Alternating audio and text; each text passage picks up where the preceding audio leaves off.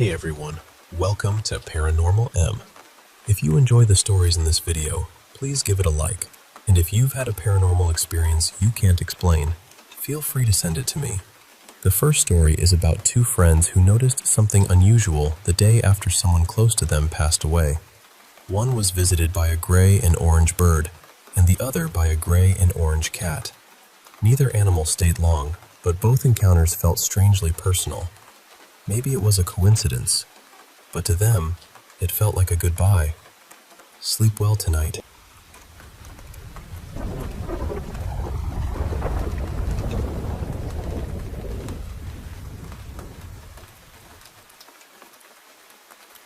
I'm truly sorry for your loss.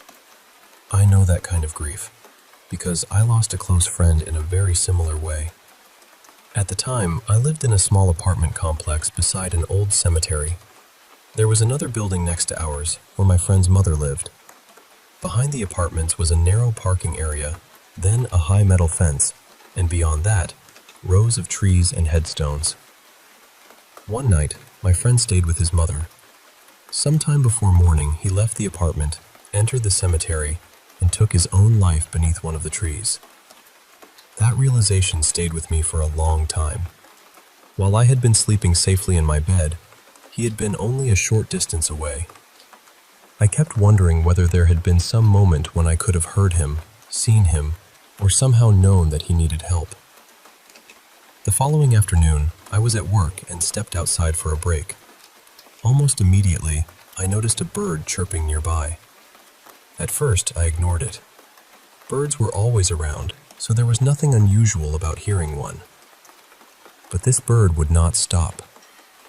Every time I moved toward the building, its calls became louder and more urgent. It honestly felt as though it was trying to get my attention. Not just anyone's attention. Mine. I remember saying out loud, "All right, what is going on with this bird?" I followed the sound, thinking it might be injured. When I reached my truck, I found it perched on the running board. It was a small bird with soft gray feathers and unusual rust-orange markings along its chest and wings. I had never seen one like it before. It was not hurt or frightened. It hopped around happily, chirping while looking directly at me. I spoke to it without even thinking.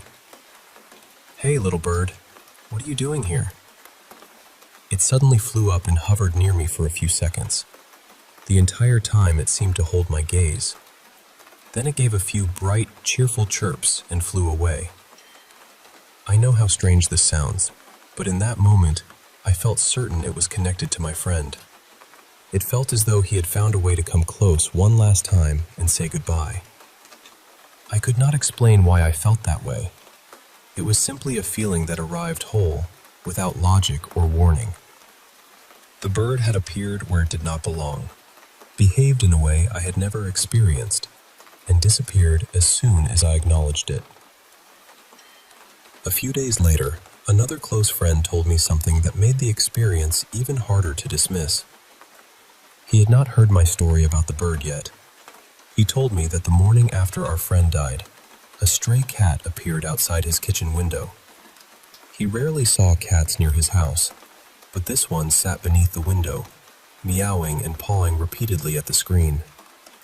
He was exhausted and overwhelmed with grief, so he tried to ignore it. Still, the cat continued. It stared directly at him, calling and tapping at the window as though it needed him to come closer. Finally, he said, "What do you want from me?" He opened the door, and the cat ran a few steps into the yard. Then it stopped, turned around, and looked back at him. According to him, it appeared almost joyful. It gave one soft, gentle meow before disappearing between the neighboring houses. He never saw it again. Then he described its coloring. The cat was gray, with patches of rust-orange fur. He admitted that the encounter had made him feel foolish and comforted at the same time. He could not explain it, but he believed our friend had come to say goodbye. That was when I finally told him about the bird. Maybe one of those experiences could have been dismissed as coincidence. but both happened within the same short window of time, to two people who had been close to our friend. Both animals behaved as though they were seeking one particular person's attention, and both carried that same unusual mixture of gray and orange. I still do not know exactly what happened. Maybe grief makes us notice meaning in places we might otherwise overlook. Maybe the world occasionally gives us a moment of comfort when we need it most. Or perhaps our friend really did find two small, unexpected ways to visit us before moving on. Whatever the explanation, I have never forgotten that bird, and a part of me will always believe it was his final goodbye.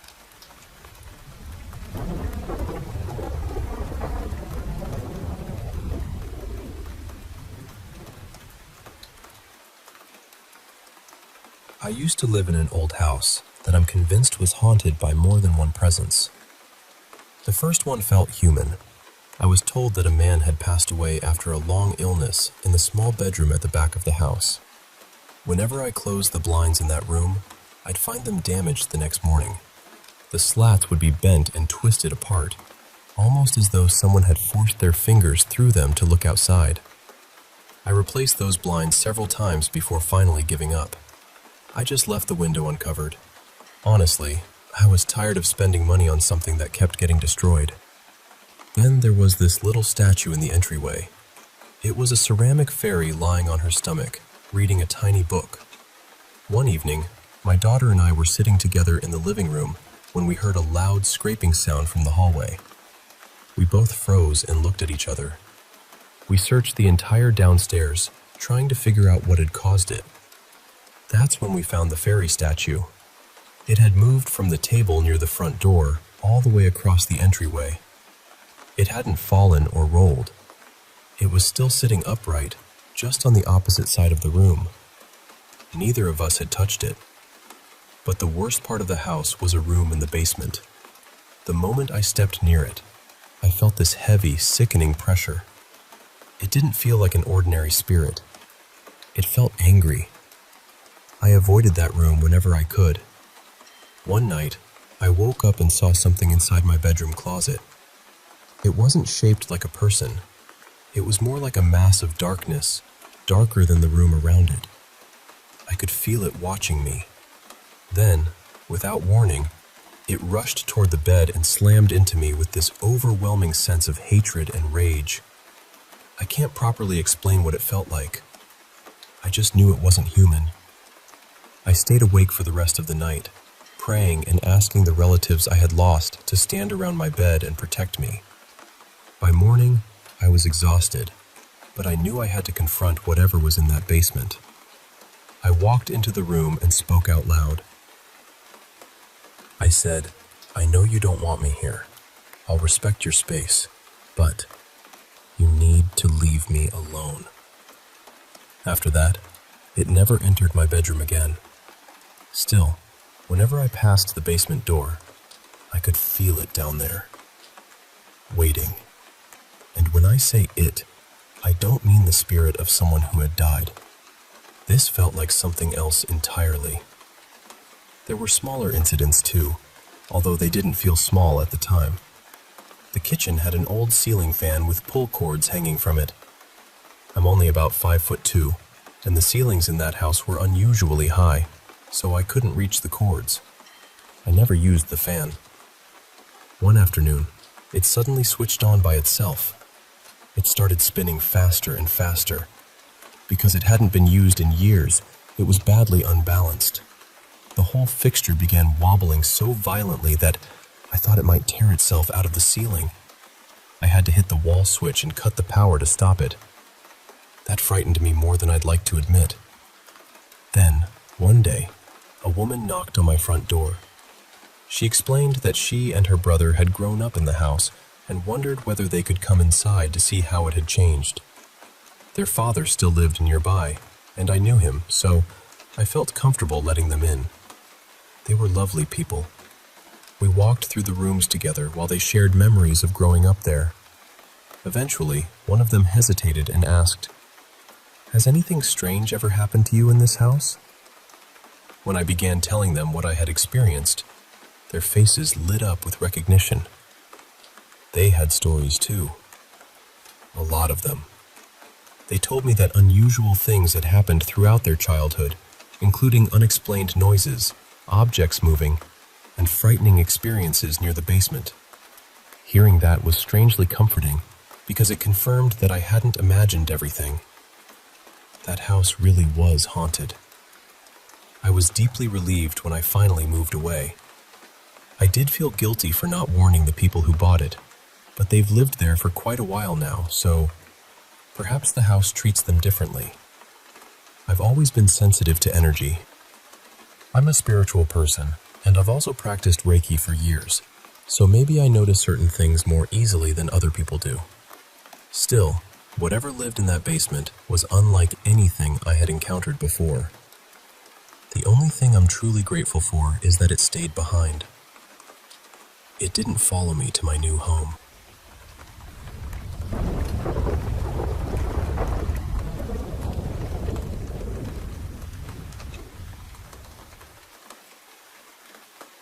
I don't think the house I grew up in was always haunted. Honestly, most of my childhood there felt completely normal.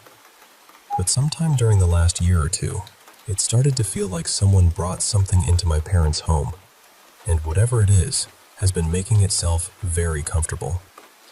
The strange thing is, it seems especially interested in doors. One afternoon, my parents found that the guest room door had somehow locked from the inside. There was no one in the room, and the door didn't even have an outside keyhole. My mom and dad both tried the handle, but it wouldn't move. Then, I walked over and tried it. The door opened immediately, almost like it had never been locked at all. My mom stared at me, completely stunned. I just stared back at her with the same expression, because neither of us had any idea what had happened. I practice witchcraft, so part of me wondered whether that had something to do with why it opened for me, but I still can't explain it. Another night, a door near that same room was sitting halfway open. There were no fans running, no open windows, and no noticeable breeze. Still, the door slowly began swinging back and forth, making this long, dramatic creaking sound. Of course, it happened while I was alone watching a horror movie after midnight.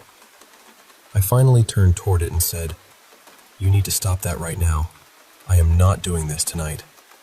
And the door stopped. Completely. There was also the evening my parents were away for a few days.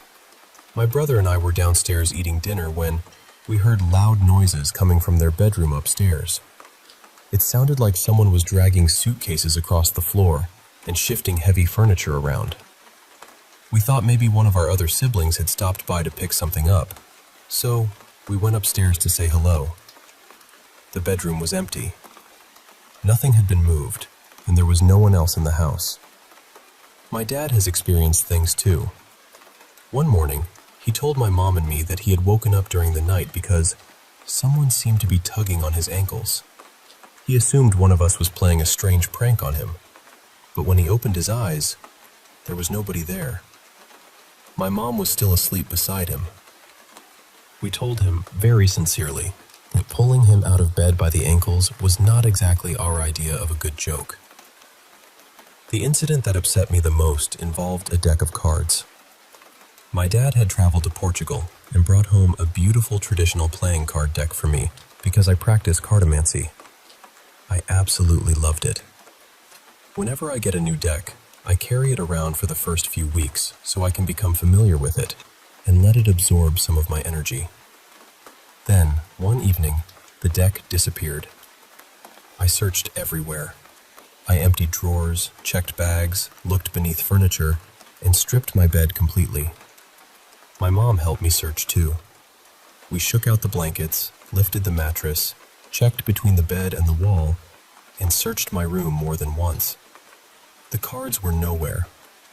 I even looked online to see whether I could order another deck, but the shop didn't ship to our country. I felt terrible. I had only just received them, and I was convinced I had already lost them. I ended up crying before I fell asleep. The next morning, I woke up and reached beneath the covers for my phone. The deck was lying right beside it. Not underneath the mattress, not hidden inside the blankets. It was sitting in plain sight, exactly where both my mom and I would have seen it the night before. We had completely taken that bed apart. There was no reasonable way those cards had been there the entire time. But the strangest experience happened before a family brunch. We live in a 2-story house, and my bedroom is the first room at the top of the stairs. From my front window, I can clearly see anyone approaching the house. My mom had invited 2 of my aunts over for brunch because one of them was moving to another city. The meal was planned for noon, but at around 10 in the morning, I looked outside and saw my Aunt Serena walking through the front door. I remember thinking it was strange because she is famously late to everything. Seeing her arrive 2 hours early felt almost more supernatural than anything else. Still, I went downstairs to greet her. Only my mom was there. I asked, "Where's Aunt Serena?" My mom looked confused and said, "She isn't here yet." I told her I had just watched Serena enter the house. I had clearly seen her long, unmistakable curls. There was no chance I had mistaken her for somebody else. My mom began calling her sister's name and checking the rooms. No one answered. At noon, my other aunt, Mara, arrived. She asked where Serena was, and we told her she still hadn't shown up. Mara frowned and said, "What are you talking about? I could hear her laughing in the backyard when I walked up." That was the moment the 3 of us became genuinely frightened. I had seen Serena enter the house. Mara had heard her voice, but Serena wasn't there. The real Serena finally arrived almost 2 hours later, late as usual, and completely unaware that some version of her had apparently visited before she did. I still don't know what is inside that house, or whether all these events are connected. Maybe there are explanations for some of them, but there is one thing I know for certain. Whenever I visit my parents now, I keep a very close eye on the doors.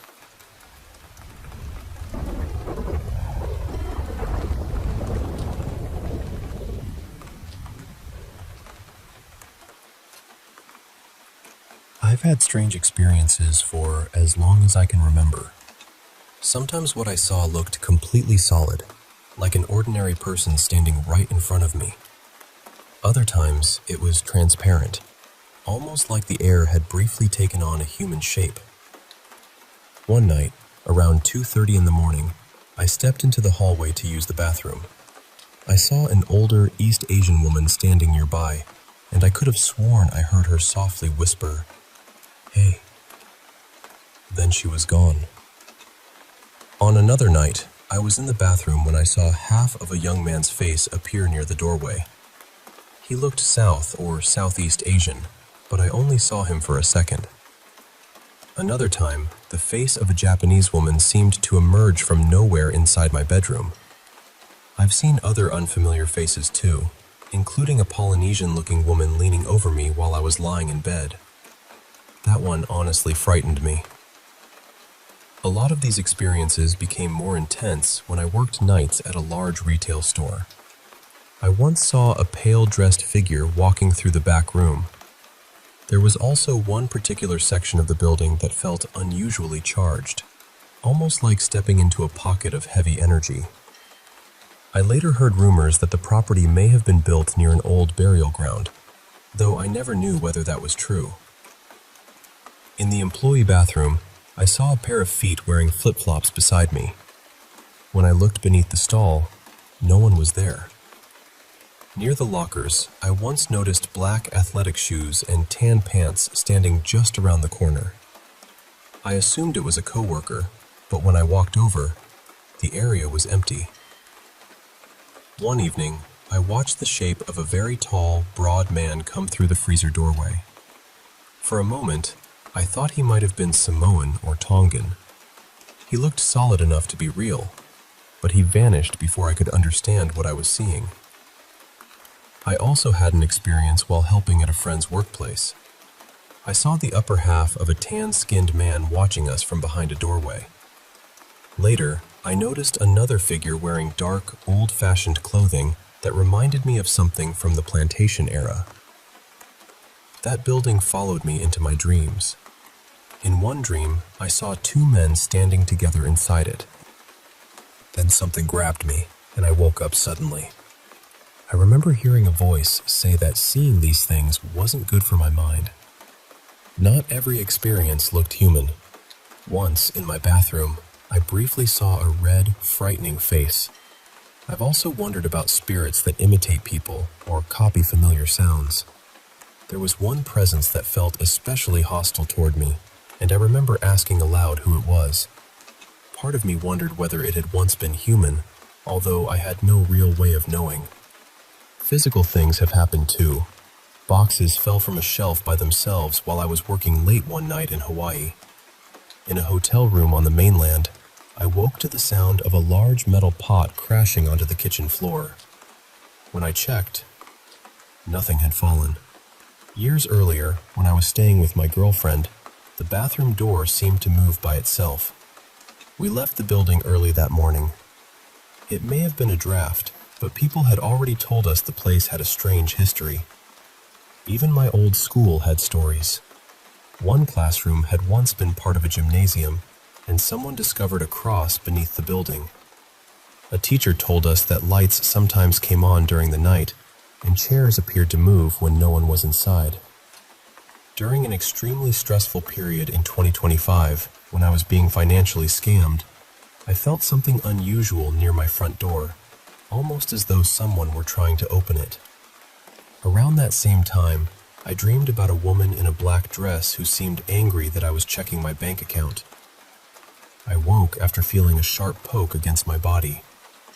While staying at a resort near Waikoloa, I woke with the lights still on and saw a short, greenish figure moving on the bed. It wore a white shirt and brown shorts, but I couldn't make out a face. During that trip, I also thought I saw a woman and a large Hawaiian man standing in the room. One night at home, the living room suddenly seemed to glow as I walked toward the kitchen.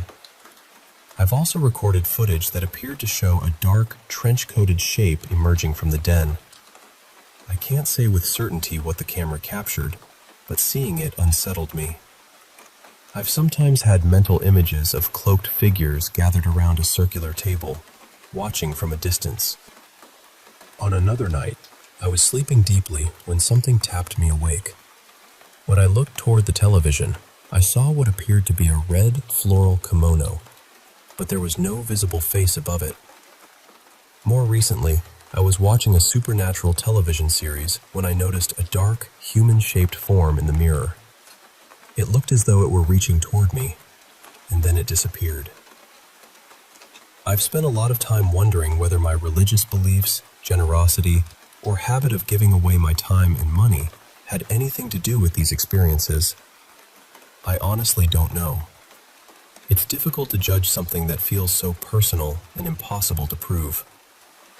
I've also experienced moments that felt like random remote viewing, as though I were suddenly seeing places or people from far away. At work, I sometimes felt spiritually observed, and that feeling became deeply stressful. I still don't have a clear explanation for everything I've experienced. Some moments may have come from exhaustion, dreams, stress, shadows, or ordinary sounds that my mind interpreted in unusual ways. Others remain harder for me to explain. All I can really tell you is that, in those moments, the experiences felt real to me.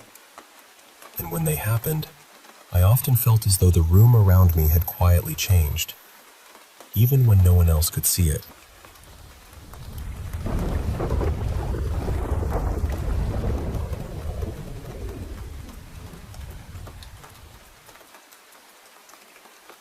I honestly don't know how to explain what I've seen without sounding a little strange.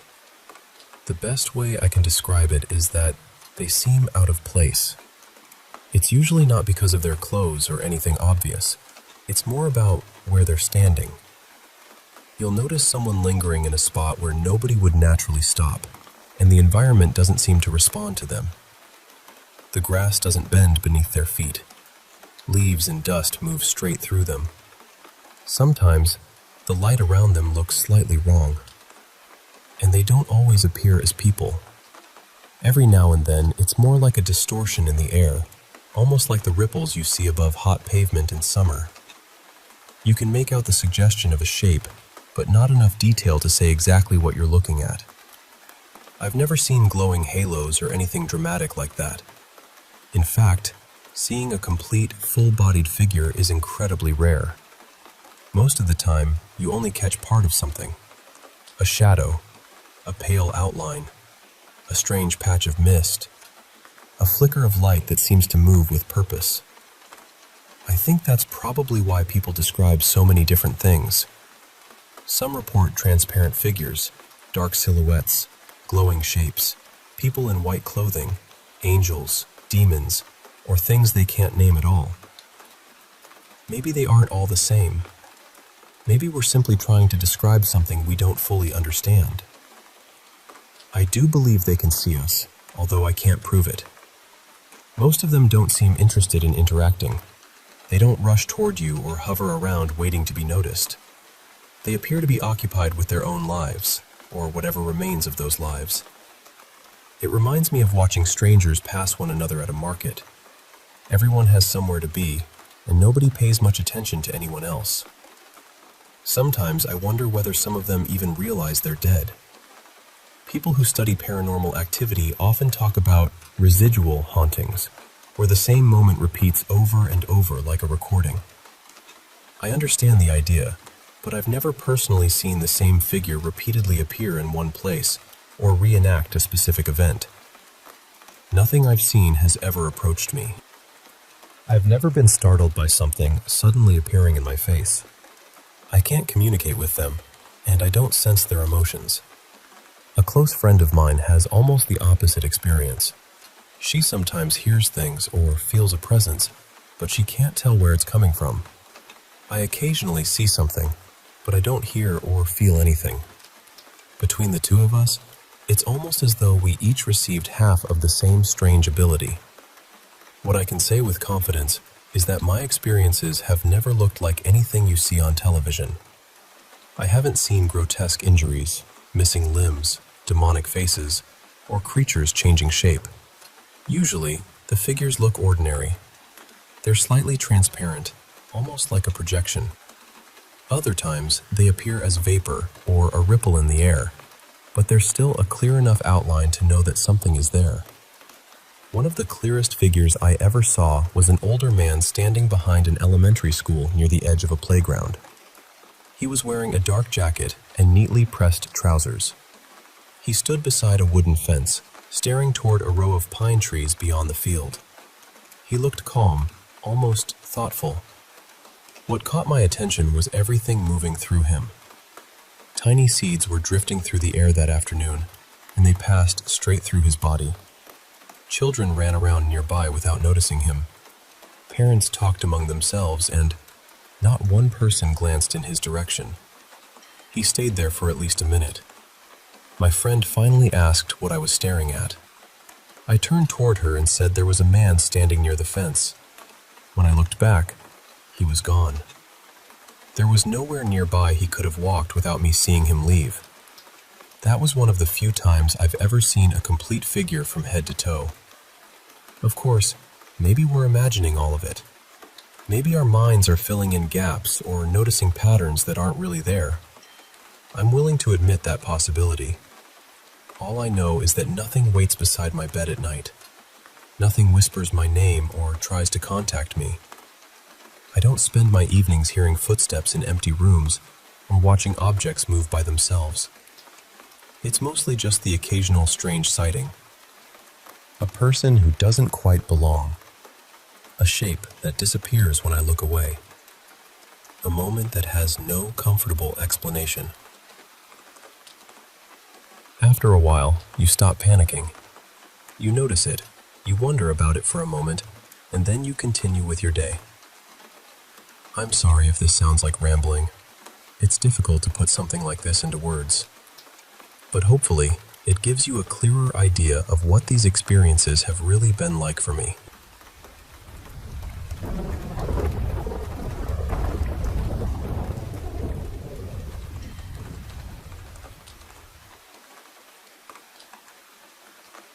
Let me tell you about a man named Alfred Finch. Investigators believed he may have harmed dozens of vulnerable children, some as young as 3. He deliberately targeted those he thought society would overlook: children from struggling families, children with disabilities, and children from marginalized communities.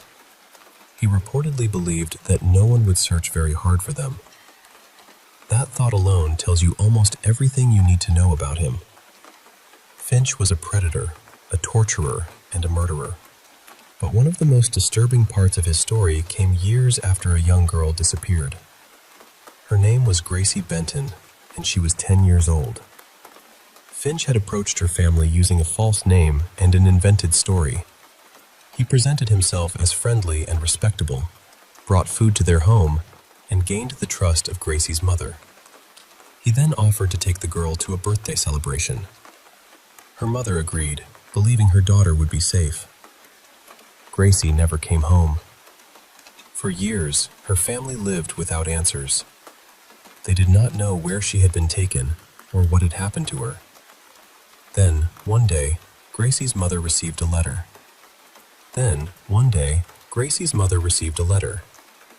The writer began calmly, almost politely.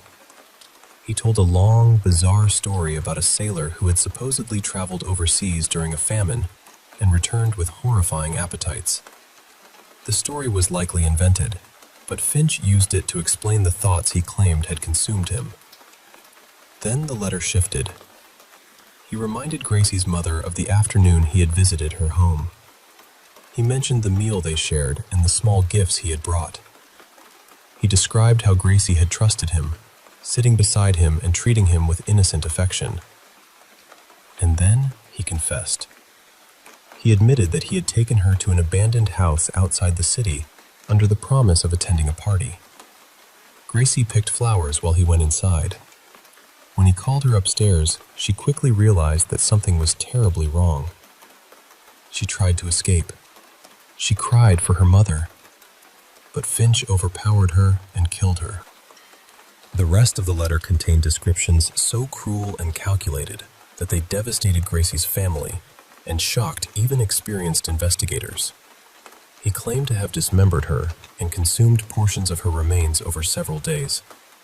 Whether every detail was true remains uncertain. Finch was known to invent stories and exaggerate his crimes, but investigators later found evidence connecting him to the abandoned property, and Gracie's belongings were discovered there. The letter had finally exposed the person responsible for her disappearance. Alfred Finch was arrested, placed on trial, and found guilty of murder. Despite questions surrounding his mental condition, the court sentenced him to death. At 66 years old, he was executed in the electric chair. But this story should not end with him. It should end with Gracie, a child who trusted an adult because she had been taught that adults were supposed to protect her. A child whose family never stopped wondering where she was. And a child whose name deserves to be remembered for more than the terrible things one man chose to do.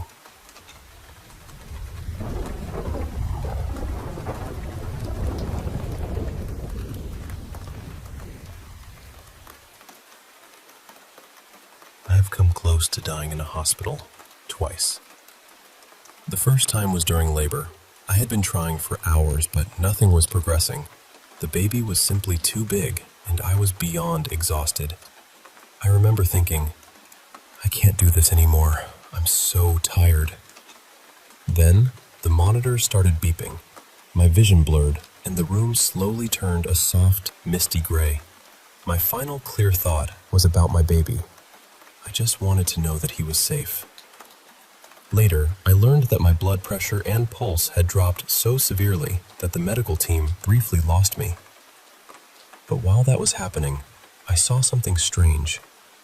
The room suddenly seemed full of very tall visitors.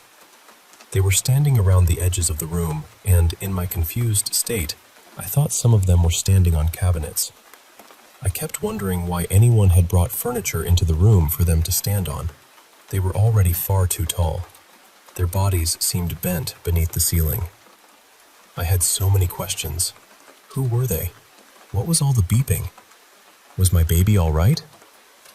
It probably lasted only a few seconds, but everything felt stretched out. The room moved in slow motion. There was no panic where I was. Everything felt quiet, gentle, and strangely safe. Then, I heard a buzzing sound. It was as though the sound had always been there at 0 volume, and someone suddenly turned the dial all the way up. It rose from silence to overwhelming noise in an instant. After that, everything disappeared into the gray mist. The next thing I remember is waking up in recovery many hours later. I'd had an emergency C-section. There had been seizures and complications, but the doctors managed to bring me back. What stayed with me most was the feeling I had around those visitors.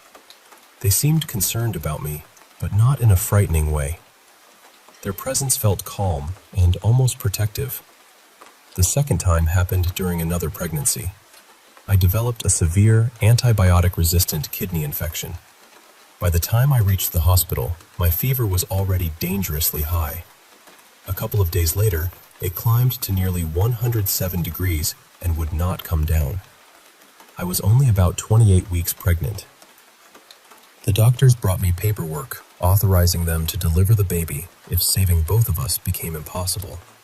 I tried to sign my name, but all I managed was a crooked line and a few little loops.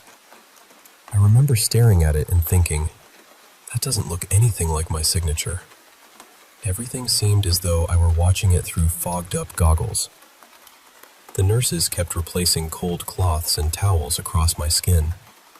There were several of them moving around me, but from my perspective, they were moving slowly and silently. The monitors were beeping, yet the urgency of the room felt distant. Someone shaved my stomach with a cheap disposable razor and apologized for doing it without shaving cream. Somehow, even then, I made a joke that ingrown hairs were probably the least of my problems. By that point, I believed I was dying. And strangely, I had accepted it. I felt hot, freezing, wet, and weightless all at once. The soft gray haze returned, and so did the tall visitors. They stood along the walls, hunched beneath the ceiling, watching everything. I was relieved to see them again. The doctor had been wearing a bright tropical shirt when he first came in to explain the paperwork. In my feverish state, I became convinced he had been called away from some beach concert. I even apologized for ruining his evening. He looked at me and said, "What are you talking about?"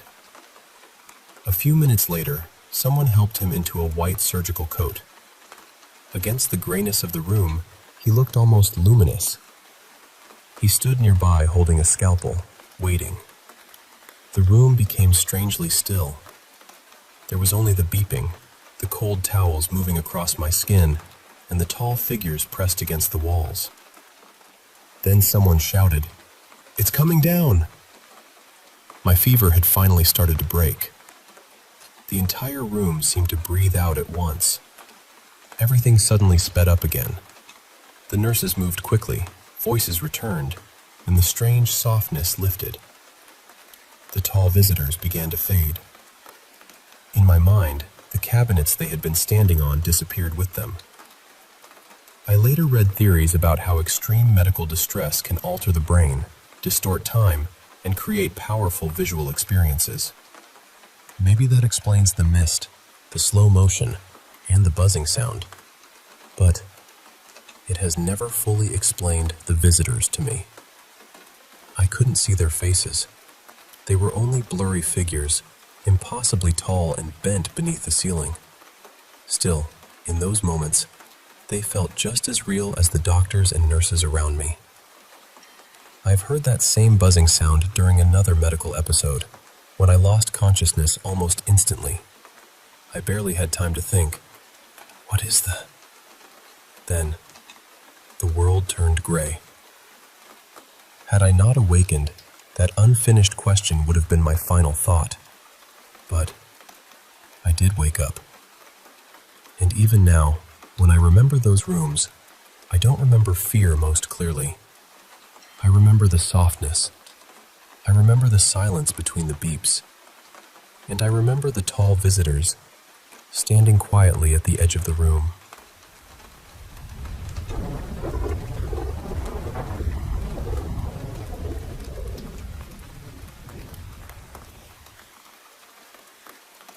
I found my mom on her couch just a few hours after I had left her.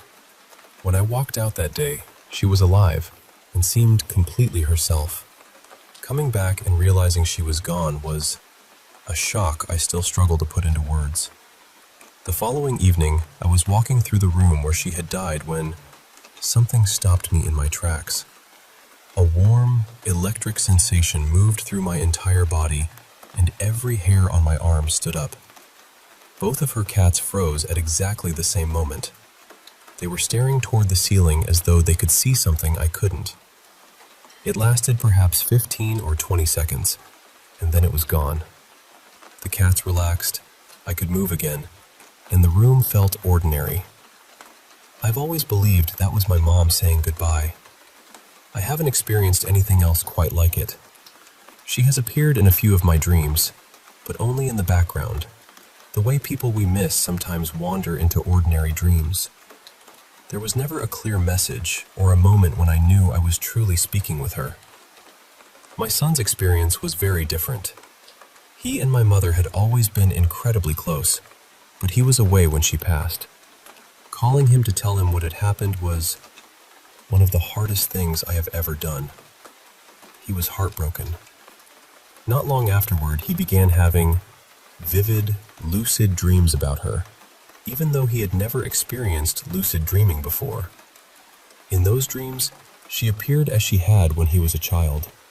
She was healthy, energetic, and in the happiest years of her life. She told him he was going to be all right. She said it didn't matter that he had been away when she died.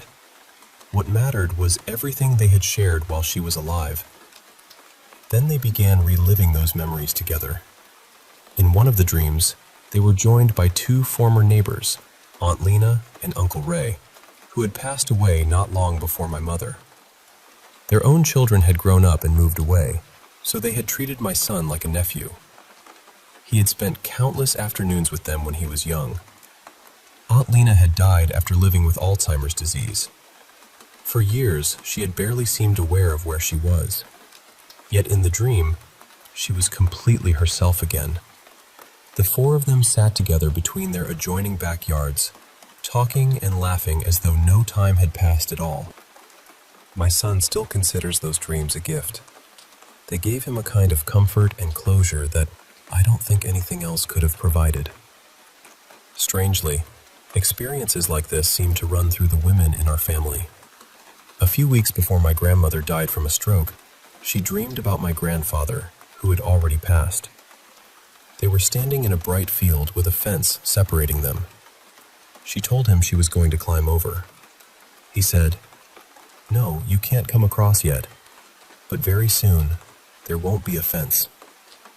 She woke up annoyed with him because he wouldn't let her climb over. Still, after that dream, something in her changed. She seemed calmer and more prepared. A few weeks later, she was gone. My mother also said she had seen both of her parents after their deaths. She described them as full, solid figures, rather than shadows or fleeting shapes. They didn't speak or deliver a message. They simply appeared. There is one more family story that has always stayed with me. My great-grandmother became convinced that she and my great-grandfather were going to die in a car accident. She even warned the family not to organize the surprise anniversary celebration they were quietly planning for them. In the autumn of 1947, they visited my grandparents. On the morning they were due to leave, my great-grandmother became deeply upset. My mother was only 3 years old and asleep in bed, and my great-grandmother held on to her so tightly that the family practically had to pull her away. On the drive home, their car left the road and struck a concrete barrier. Cars were far less safe then, and the windshield was not made from modern safety glass. My great-grandmother was thrown through it and died from her injuries. My great-grandfather survived the crash, but he was never truly well again, either physically or emotionally. He died about a year later. The family said that, near the end, he repeated her name again and again until he finally passed. I don't claim to understand any of these experiences. Maybe grief reaches into dreams. Maybe love leaves impressions we can still feel. Or perhaps the people we lose sometimes find a way to remind us that the bond hasn't disappeared. All I know is that my mother's goodbye seemed to come as a brief current of warmth, while my son received whole conversations and memories. Different goodbyes, perhaps, but the same love.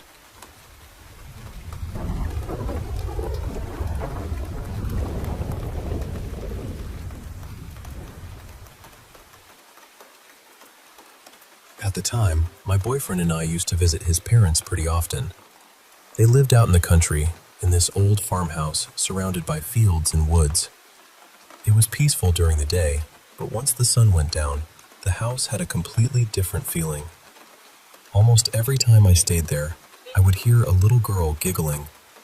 Sometimes she would whisper that her name was Maisie. Her voice always sounded sweet and playful, never threatening, but I could never figure out where it was coming from. There were other strange moments too. One afternoon, I was leaning over the back of the couch, trying to reach something that had fallen behind it. Suddenly, I felt someone grab my ankle and shove my leg away. It felt exactly like a person thought I was about to kick them and had pushed my foot aside to protect themselves. I spun around immediately, but no one was there. Whenever I told my boyfriend or his parents about these things, they would laugh. His father jokingly called me the strange one because he did not believe in ghosts at all. Honestly, it never bothered me that they did not believe me. I knew what I had heard, and I knew what I had felt. One weekend, my boyfriend and I decided to stay overnight.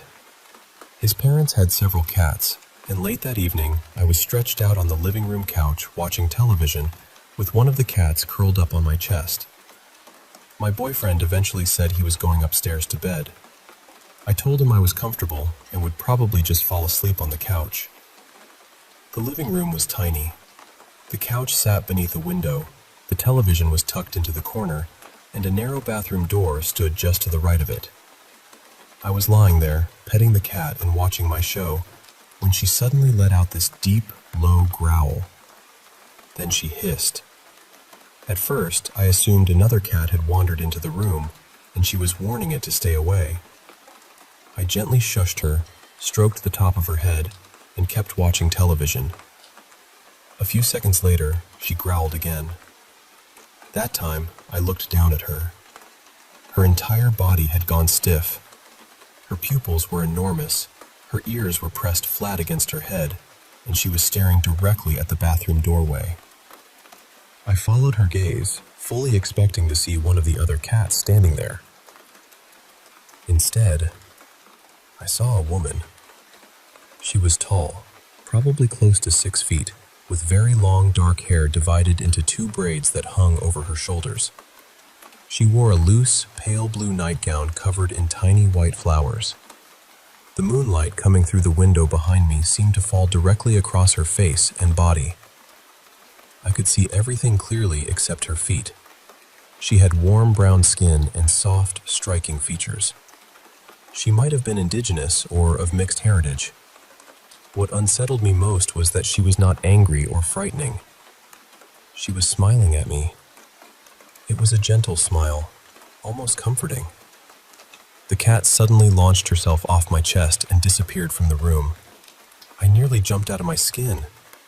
I yanked the blanket over my head and began whispering the Lord's Prayer, asking whoever was there to please leave me alone. After a while, I slowly lowered the blanket. She was still there. She stood silently in the bathroom doorway, smiling at me and holding a small white flower between her hands. I pulled the blanket back over my head and stayed that way. Somehow, despite being terrified, I eventually fell asleep. The next morning, I told my boyfriend and his parents exactly what I had seen. For once, his father did not laugh. He looked at me and said, "You know this area used to have a large indigenous community, don't you?" Someone died in this house a long time ago. I always heard she belonged to one of the families who lived on this land. Years later, after the family suffered the loss of their daughter, they began experiencing strange things in the farmhouse themselves. They heard footsteps, saw doors move, and noticed objects appearing in places where no one had left them. After that, they finally believed me. And whenever I think about the woman in the blue nightgown, I still remember her smile. I was terrified that night, but looking back, I do not think she wanted to hurt me. I think she simply wanted someone to know she was still there.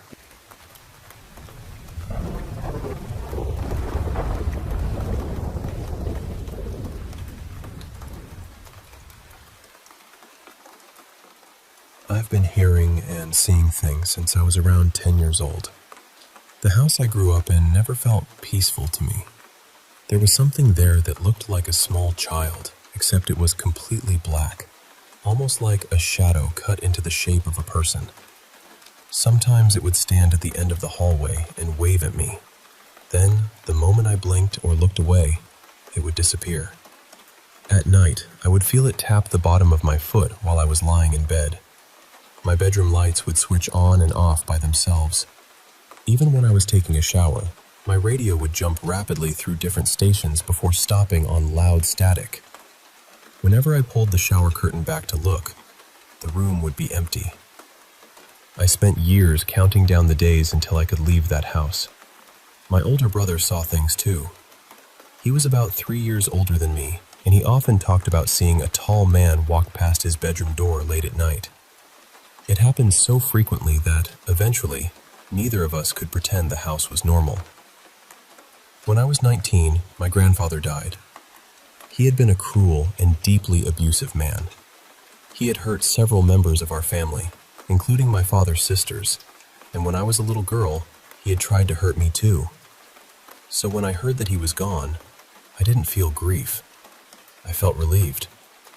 Not long afterward, my grandmother suffered a stroke. She still lived in her apartment, but she needed nurses with her around the clock. One weekend, her regular nurse couldn't come, so my uncle asked me to stay with her. That evening, I helped my grandmother into bed, turned off the lights in her room, and made sure the apartment was locked. Then I went into the guest room across the hall.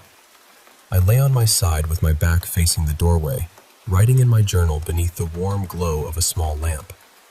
Honestly, I was complaining about being there. I was young, tired, and frustrated that I had to spend my entire weekend taking care of her. Then I felt the bedsheet move. It shifted beside me and pulled slightly away from my body, exactly as it would if someone had just sat down on the edge of the mattress. I immediately looked over my shoulder, thinking my grandmother had come into the room. No one was there. The mattress was empty, but the sheet was still gathered beside me. I remember staring at it, trying to convince myself that I had moved without realizing it. After a moment, I took a breath, opened my journal again, and continued writing. That was when I felt the hands. They seemed to come from underneath the sheet. They moved over my legs and up my body, touching me in a way that made every part of me freeze with fear. I screamed and threw the covers off. As I sat upright, I saw something peering around the wooden base of the bed. At first, all I could see was its face. Then it slowly crawled out on its hands and knees. It had my grandfather's face, but everything about it was distorted. His pale blue eyes looked colder and larger than I remembered. His eyebrows curved unnaturally high above them. He wore the same cruel grin I had known as a child, but his mouth was filled with broken, jagged teeth. It crawled across the floor, passed through the open doorway, and disappeared into the dark hallway. I was beyond terrified. I couldn't move for several minutes. When I finally found my voice, I began repeating the Lord's Prayer out loud. I said it again and again until morning. I never went back to sleep. The next day, I asked my grandmother how she had slept. She looked unsettled and said, "I had the strangest dream. I saw your grandfather, but something was wrong with him. He looked frightening. He didn't look completely human." The moment she said that, I called my uncle. I told him he needed to come and stay with his mother because I would not spend another night in that apartment. As soon as he arrived, I gathered my things and left. I never saw that creature again. Nothing like that has ever happened to me since. But even now, when I remember the way it crawled out from beneath that bed wearing my grandfather's face, I can still feel the fear of that night settling over me.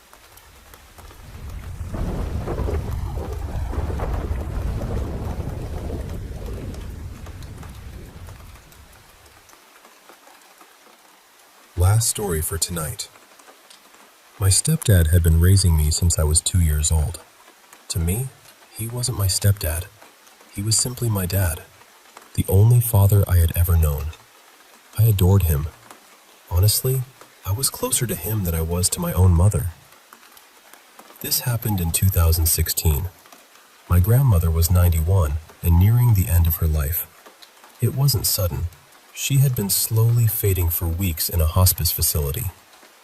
I lived several hours away and had 2 young children, so I drove into town, booked a small hotel room, and brought my 3-year-old with me. My best friend offered to watch my 6-year-old for a few days. I just wanted some quiet time beside my grandmother before she passed. My parents lived in another state too, but they drove in that same day to visit her. When I entered my grandmother's room and saw my mom and dad, something strange happened. The second my eyes met my dad's, my stomach dropped. It was that intense, panicked feeling I usually got when I was extremely nervous. But I wasn't nervous. I had already accepted that my grandmother was dying. I worked as a nurse, so death wasn't unfamiliar to me. I had sat beside patients and relatives during their final moments. My faith had always helped me see death as a passage rather than an ending. Still, every time I looked at my dad, that awful feeling returned. I asked him to watch my little boy while I hurried to the bathroom. It happened 2 or 3 times. Eventually, Dad laughed and said, "Jenna, are you pregnant or something?" I laughed it off and told him absolutely not. A little later, Mom suggested we leave, get something to eat, and return the next morning, assuming Grandma was still with us. As we walked down the hallway, Dad was telling me a funny story about a woman he worked with. Mom was a few steps ahead, lost in her own thoughts. Then, I heard someone running behind me. The footsteps were heavy and fast. I assumed it was one of the nurses coming to tell me something about Grandma. I interrupted Dad and said, "Hang on, I think the nurse needs me." He looked confused. Before I could turn completely around, a voice spoke directly into my right ear. "Prepare yourself. You are going to lose your father before your grandmother." I spun around. There was nobody there. The hallway behind us was empty. I turned back toward Dad, and he stared at me like I had lost my mind. "What on earth is wrong with you?" he asked. I didn't know what to say. I knew what I had heard, but it made no sense. Dad wasn't sick. He didn't have any serious health problems. I convinced myself that grief and exhaustion were playing tricks on me. We went to dinner together, and afterward, Mom hugged me goodbye. Dad had already started walking toward the door. I called after him, "Hey, you forgot my hug." He let out that big, hearty laugh of his, turned around, and wrapped his arms around me. Okay, he said. "I love you." "I love you too, Dad." For some reason, the fact that he had almost left without saying goodbye stayed with me. I strapped my little boy into his car seat and drove back to the hotel. The radio was off, the windows were closed, and snow had begun falling outside. That voice kept replaying in my mind. Finally, I began speaking out loud. "God, I feel like I'm losing my mind. But if that warning was really from you, please tell me again. Make it clear this time." A few moments later, I heard rustling in the back seat. I assumed my son was moving around, but when I checked the mirror, he was sound asleep. Then the voice came again, louder and firmer than before. I said, "Prepare yourself. You are going to lose your father before your grandmother." I could barely breathe. When I reached the hotel room, I broke down. I stood by the window watching the snow fall and begged God not to take my dad. Please, not him. My mother can't lose her mother and her husband at the same time. I still need my dad. We all need him. After a while, an unexpected calm settled over me. I felt reassured that I would have time to process what was coming and that, somehow, I would survive it. Then I started trying to bargain with the warning. I thought, I'll call Mom and tell her to take him to a doctor. But it was already late, and they were probably home asleep. So I decided I would call first thing in the morning and insist that Dad get checked. The next morning, my 3-year-old had the biggest meltdown of his young life. Nothing calmed him down. I became overwhelmed, rushed, and completely distracted. I forgot to call. When I finally remembered, I told myself, the message said I would have time. I'll call them in a little while. I was supposed to reach Grandma's room by noon, but because of the difficult morning, I arrived nearly an hour late. The moment I stepped inside, a nurse rushed into the room. "Is there a Jenna here?" she asked. "Jenna? Maybe Jennifer?" Her face was pale and frantic. I raised my hand and said, "I'm Jenna. What happened?" She told me I needed to call home immediately. There had been an emergency. My hands shook as I dialed. A relative answered and said, "You need to come home. Your father collapsed at a convenience store." I asked, "Collapsed? Do you mean he tripped?" She cut me off, crying. "I don't know. They were performing CPR. An ambulance took him to the hospital." Everything around me slowed down. The room began spinning, and I started screaming. "He's gone. I know he's gone. I was warned, and I didn't do anything. This is my fault." My dad died before my grandmother. Nearly a decade has passed, and I still cry when I tell this story. I miss his laugh. I miss his hugs. I miss the way his presence made the world feel safer. Part of me will probably always wonder whether I could have changed what happened. Deep down, I know I didn't understand the warning and had no way of knowing what to do. But grief doesn't always listen to reason. Years later, I discovered that my husband of 18 years had been unfaithful throughout much of our marriage, with co-workers and other women. That betrayal nearly destroyed me. But even that pain didn't compare to losing my dad. Some losses break your heart. Others leave an empty chair inside you that no one else can ever fill.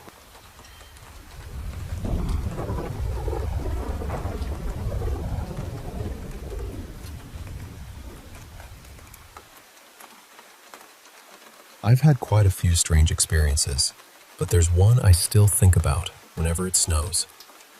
I've always loved walking through the woods after a fresh snowfall.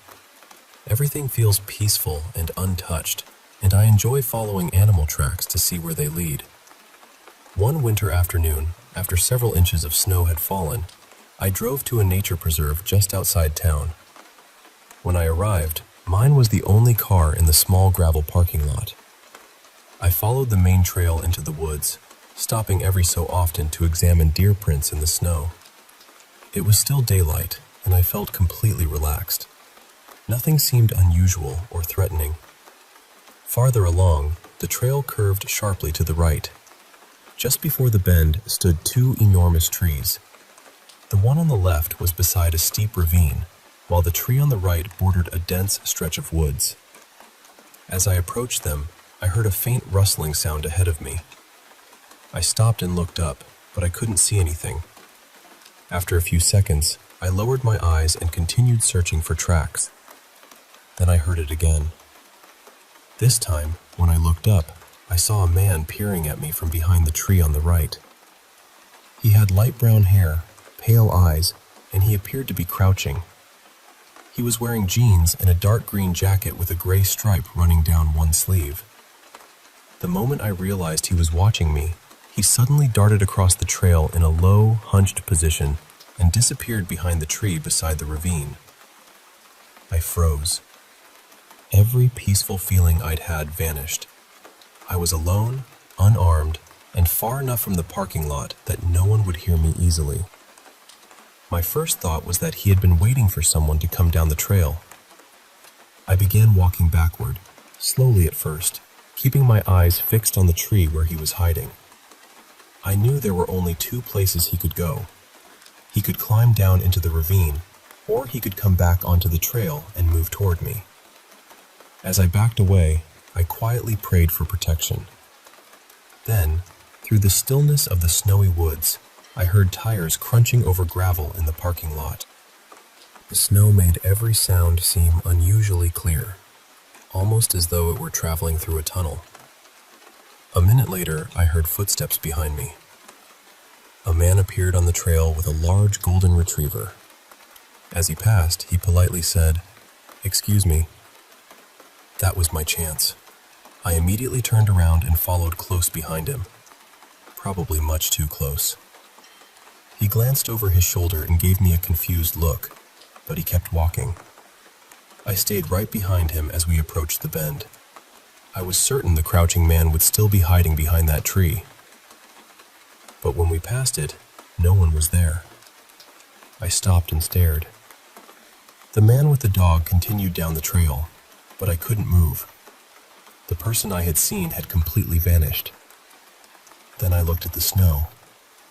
There were no footprints crossing from one tree to the other. There were no marks leading into the woods. There were no tracks going down the ravine. Nothing. The snow was deep, smooth, and completely undisturbed. That was the moment the hair rose on the back of my neck. There had been nearly a foot of snow on the ground. Any human being crossing that trail would have left clear footprints. But there weren't any. I ran all the way back to my car, locked the doors, and drove away. I never returned to that park.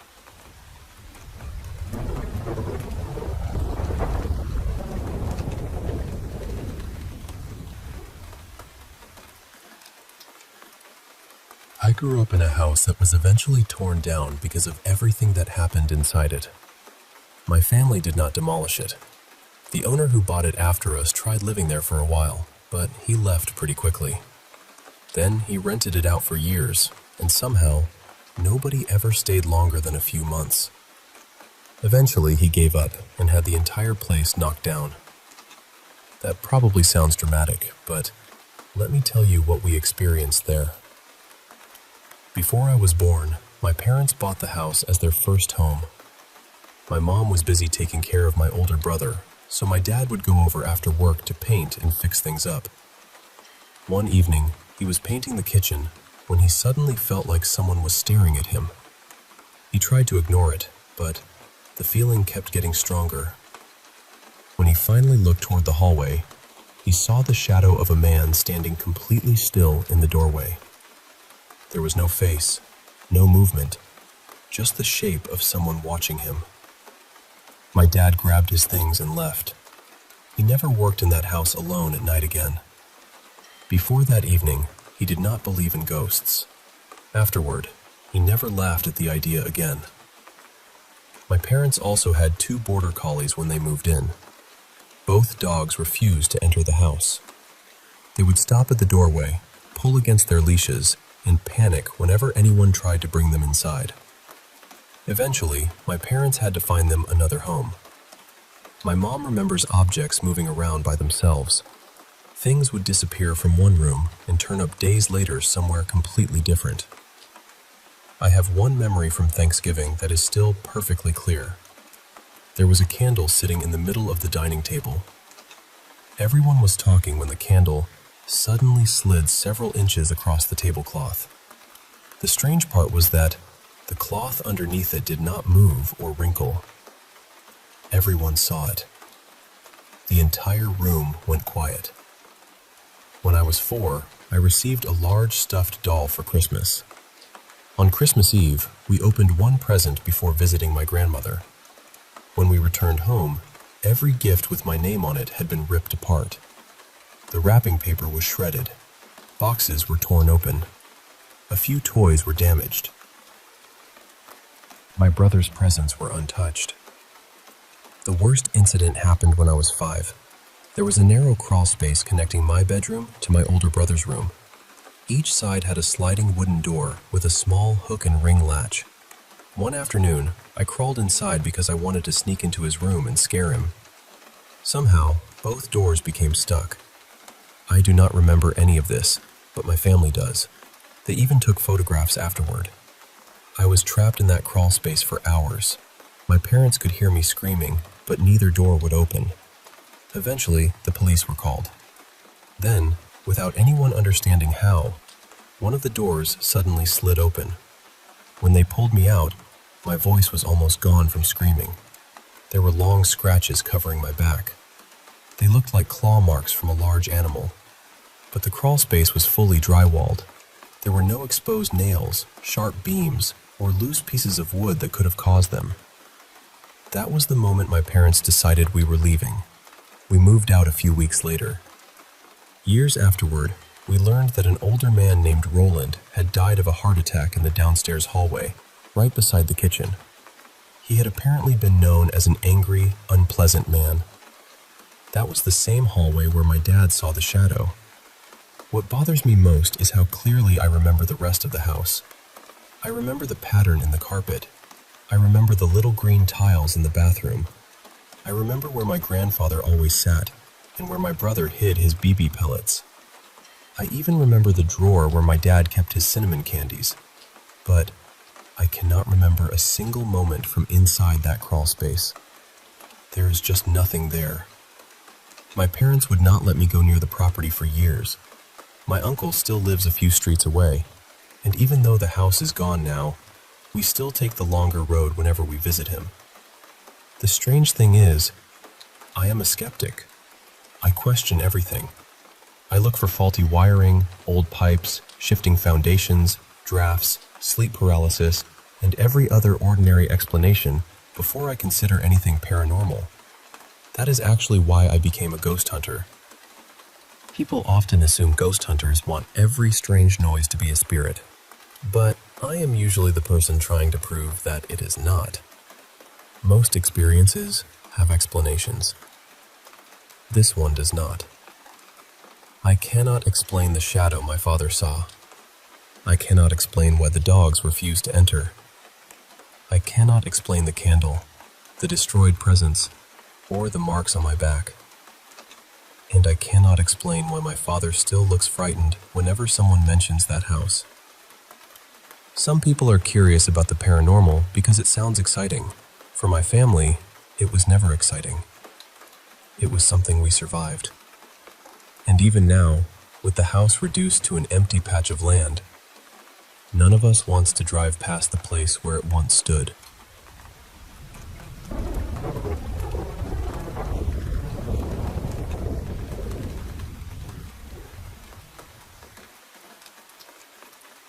I want to share something deeply personal with you. These events happened to my family and me in a home we once lived in near Thunder Bay, Ontario. Even now, looking back on it, there are moments that are difficult to put into words. A small part of our experience was eventually featured on a paranormal television series in an episode about demonic hauntings. We were grateful that our story was heard, but what appeared on screen was only a tiny fraction of what actually happened. Our interview lasted nearly 5 hours, yet we had no control over which parts were included. We never spoke with the actors who portrayed us, and some of the reenactments were much more dramatic than the reality. The woman playing me was shown constantly screaming and panicking, but that wasn't how I reacted. I was usually the calm one, especially when everyone else was frightened. We also never met the paranormal experts who commented on the episode. Strangely enough, years later, one of them became a close friend of mine. We both ended up working with the same paranormal radio network based in Louisiana, where I now host 2 live programs of my own. life has a curious way of bringing people together. What the television episode didn't explain was that we weren't dealing with a single presence. There were at least 4 distinct entities in that house, and each one felt different. One of them was far more dangerous than the others. One evening, my partner Damien was suddenly lifted and thrown nearly 12 feet across the kitchen. He struck the floor so violently that I honestly thought I was going to lose him. After that night, we stopped allowing the entire household to sleep at the same time. Usually, I stayed awake. I would sit quietly and listen while everyone else slept, watching the hallways and checking each room to make sure they were safe. Every creak made my body tense. Every shadow seemed to move when I wasn't looking directly at it. I was exhausted, but sleeping felt too dangerous. Over the years, we were scratched, bitten, burned, choked, and shoved by things we couldn't see. Sometimes we woke with marks on our bodies that hadn't been there the night before. Other times, the attacks happened while we were fully awake. And it wasn't only our family. Friends, relatives, and visitors witnessed things too. Some heard voices calling their names. Others saw figures moving through rooms, or felt something touch them when no one was nearby. A few people refused to return after spending only one evening inside the house. We endured those experiences for years. They changed the way we slept, the way we trusted our surroundings, and the way we understood the world around us. I know some people may find this difficult to believe, and I understand that. Before living in that house, I might have felt the same way. But we know what happened to us. We lived through it. And although we eventually left that home behind, there are certain memories that never completely leave you.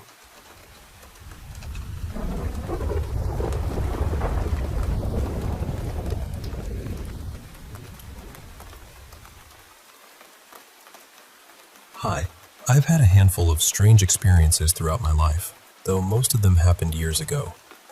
The first story isn't something I remember myself. It's something my mother told me when I was older. At the time, my father was working overnight, so my mother was alone in the apartment with me. I was very young and already asleep in my room. She had stretched out on the sofa and was drifting off when she noticed something in the living room doorway. It looked like a pale cloud of smoke. She watched as it slowly gathered into the shape of a human face. It remained there for only a few moments before disappearing. She never saw it again, but the memory stayed with her for years. That apartment was unsettling in other ways too. My mother said the kitchen cupboards would sometimes swing open and slam shut without anyone touching them.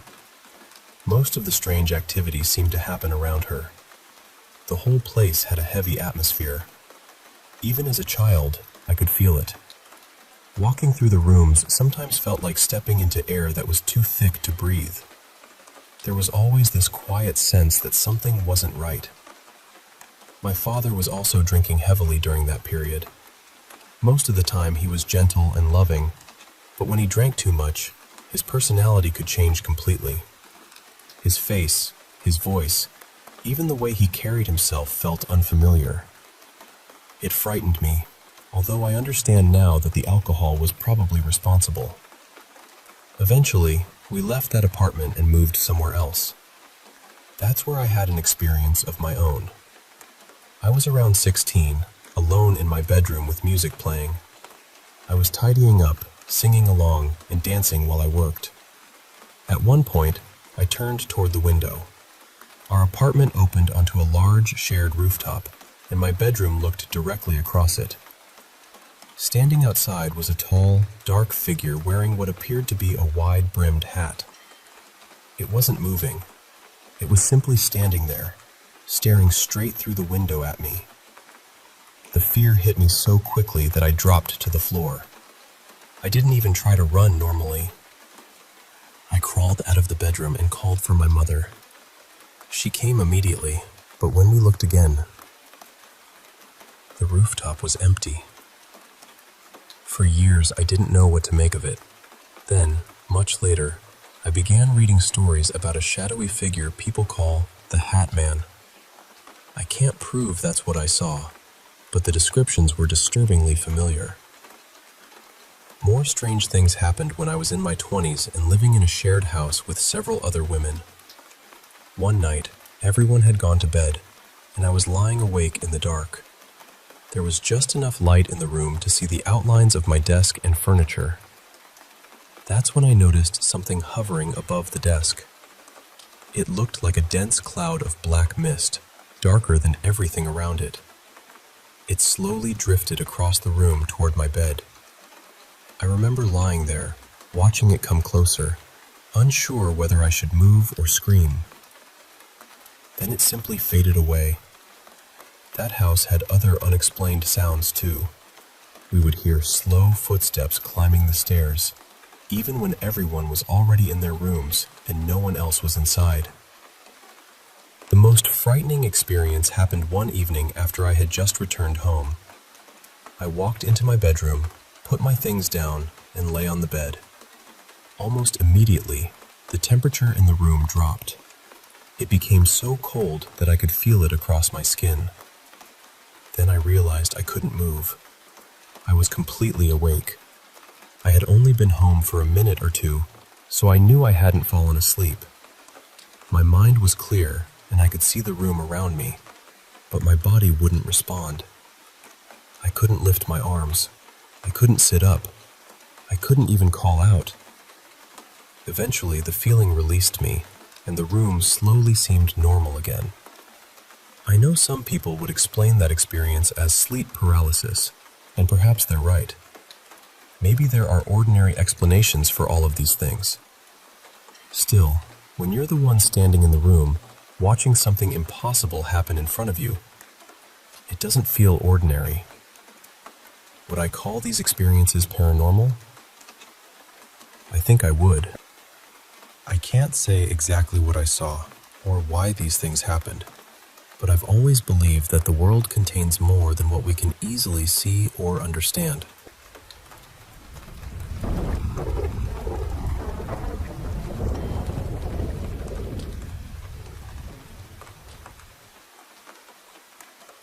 When I was about 10 years old, I saw something inside the cave on my grandparents' property that I still can't explain. I know how that sounds. Honestly, I don't even believe in creatures like wendigos. At least, I never did before this happened.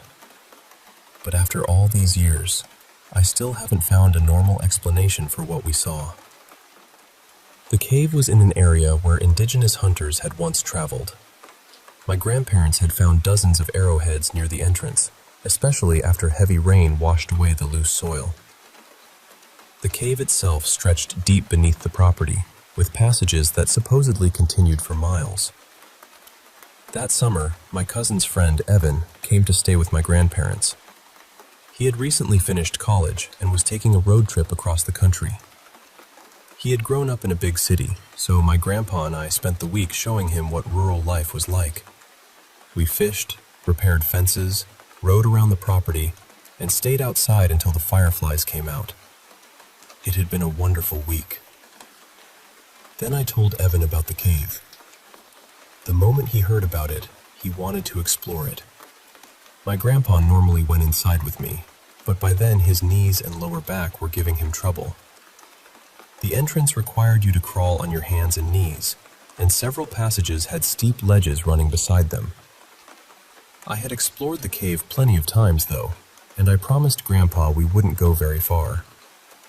Since I knew the first section well, he agreed to let us go alone. We entered just before dusk. After crawling through the narrow opening, we reached the main chamber. The ceiling rose nearly 40 feet above us, and the room was wide enough that our flashlights couldn't illuminate the entire space at once. Beyond it, the main passage curved around a thick wall of stone. I was explaining the layout and warning Evan about the drop-offs when I noticed he wasn't listening anymore. He was staring past me. Then he shouted, "What the hell is that?" I turned around. There was a face peeking around the stone wall. That is the clearest way I can describe it. just a face, watching us from around the corner. Its skin was unnaturally pale, almost gray-white. The features looked stretched and narrow, and its eyes seemed far too dark. Both of our flashlight beams were pointed directly at it, so I know it wasn't just some vague shape hiding in the shadows. For a second, I couldn't move. Then fear took over. I spun around and ran for the entrance, with Evan right behind me. Near the narrow crawlspace, I slammed my back against a low piece of rock. The impact knocked the air out of my lungs and dropped me to the ground. I remember thinking that I couldn't stop. Whatever happened, I could not stop inside that cave. So I crawled. I dragged myself through the last stretch as quickly as I could, scraping my knees and elbows against the stone. Evan came scrambling out behind me, and neither of us slowed down until we were well away from the entrance. Outside, he looked completely shaken. I asked him what he had seen. Before I described anything, he told me about the pale skin, the narrow face, and those dark, hollow-looking eyes. He had seen exactly what I had. When we returned to the house, we told my grandparents everything. At first, they listened and tried to calm us down. Later, they decided it must have been a raccoon or some other animal whose face had looked strange in the uneven light. But it wasn't a raccoon. Our flashlights had illuminated it clearly, and it had been standing high enough to look around the side of that wall. Evan and I both knew what we had seen, even if we didn't know what to call it. At that age, I had never heard much about wendigos, skinwalkers, or anything similar. I wasn't trying to match the experience to a story I already knew. To me, it was simply something pale and terrible that had been watching us from deeper inside the cave. A few weeks later, I was staying with my grandparents again and watching a late-night television show about unexplained creatures. An episode featured a tall, pale humanoid figure. The face looked almost identical to the one in the cave. I turned the television off, but I couldn't sleep. I stayed awake until sunlight began coming through the windows. My family still jokes about the whole thing. They say Evan and I frightened each other and turned an ordinary animal into a monster. Most of the time, I laugh along with them because it's easier than arguing. But I still remember that face. I remember the way it leaned around the wall, perfectly still, as though it had been waiting for us to notice it. I've returned to the cave several times since then, always with a group and proper safety equipment. I never enter alone, and I never go in unprepared. We haven't seen the creature again. And, truthfully, I hope we never do.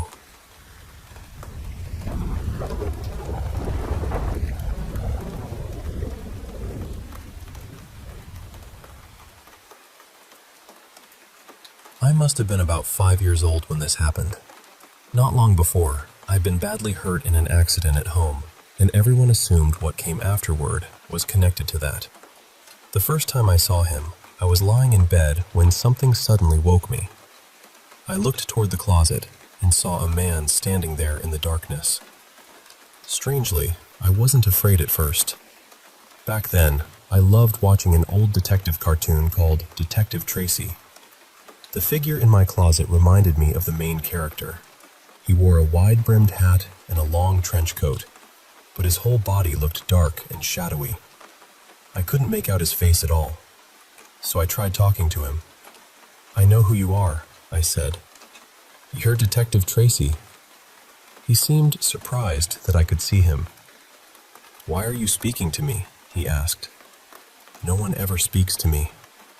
The moment I heard his voice, I knew he wasn't the cartoon detective. There was something cold about the way he spoke. Then he disappeared back into the closet.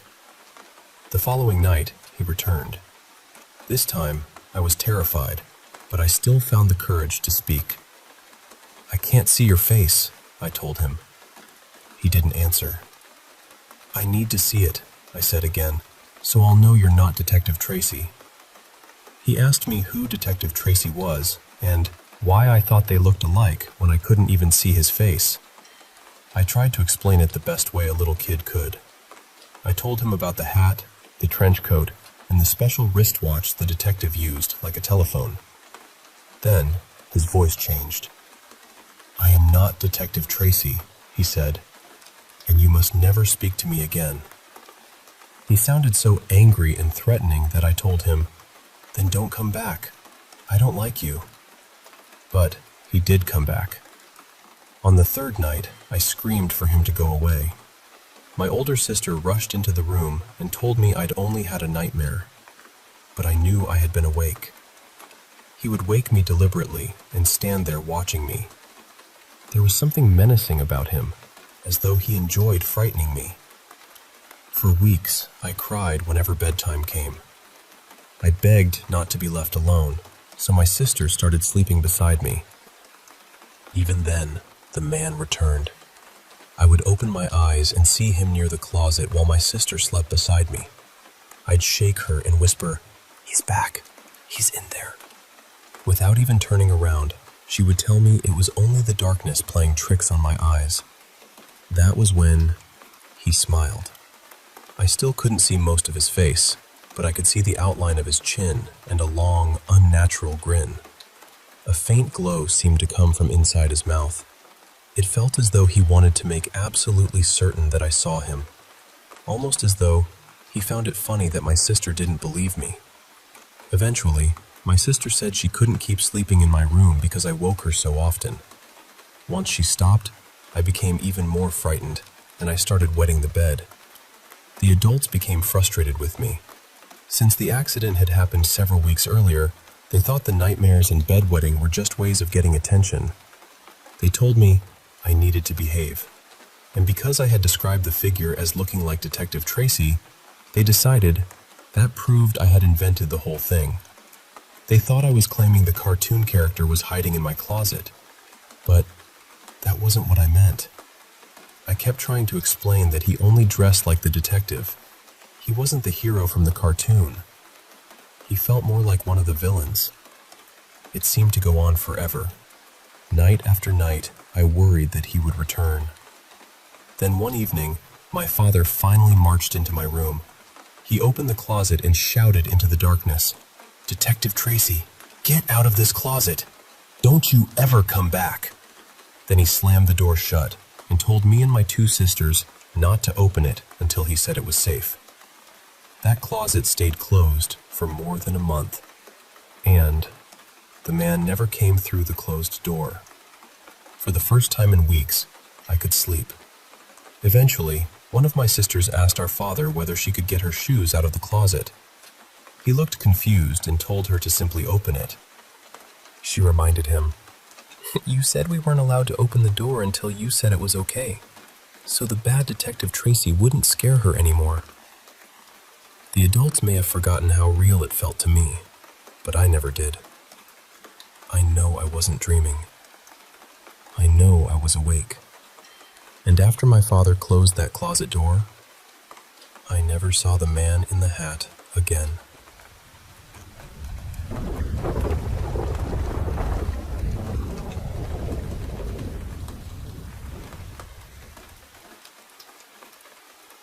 When I was about 9 years old, I lived in the English countryside with my dad for a couple of years. We shared the place with a former Royal Protection officer who had once worked closely with Princess Diana and later became involved in one of my father's business ventures. And the house itself, well, calling it a house doesn't quite do it justice. It was an old, 2-story chapel with a thatched roof, built sometime around the 14th century. According to the locals, members of the royal court had occasionally used it as a countryside retreat hundreds of years earlier. It stood on this enormous stretch of green land, with ancient trees, wild gardens, and a narrow stream winding through the property. Stonehenge was less than half an hour away. It was beautiful, peaceful even. But the moment we arrived, our new housemate skipped all the usual pleasantries. He didn't ask whether the journey had been comfortable or offer to show us around. He simply looked at my dad and me and said there was one rule we had to follow. Just one. He told us, "You're going to see things in this house. Quite a lot of things, actually. Most of them are harmless. Some are even friendly. But upstairs, there's a hallway. At the entrance, you'll see 2 bedrooms, one on each side. Farther along, there are paintings on the walls, narrow tables covered with books, and little decorations." Then his expression changed. Halfway down the hallway, all of that stops. No pictures, no furniture, nothing. Beyond that point are 2 more bedrooms. Whatever you do not walk into that empty part of the corridor. It isn't safe. Now, you have to remember, I was 9 years old. In my mind, I was completely indestructible. I had also grown up hearing strange stories because of my dad's work. I'd already experienced enough unusual things that ghosts and unexplained noises didn't frighten me. So the second this man told me not to go down that hallway, I knew I had to see it. Before either of them could stop me, I ran upstairs. And there it was, exactly as he had described. The first half of the corridor felt warm and lived in. There were framed portraits, shelves of books, small wooden tables, and old ornaments. Then, at a certain point, everything ended. It was almost as though an invisible line had been drawn across the floor. Behind me, I could hear my dad calling for me to come back downstairs, but I kept walking. I reached that dividing line and stepped across it. Only one step. Every hair on my body stood up at once.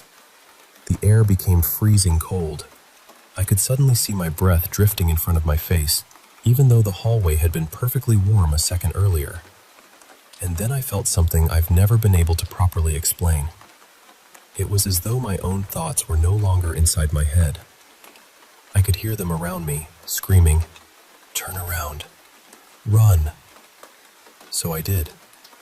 I ran back down that hallway and flew down the stairs as fast as my legs could carry me.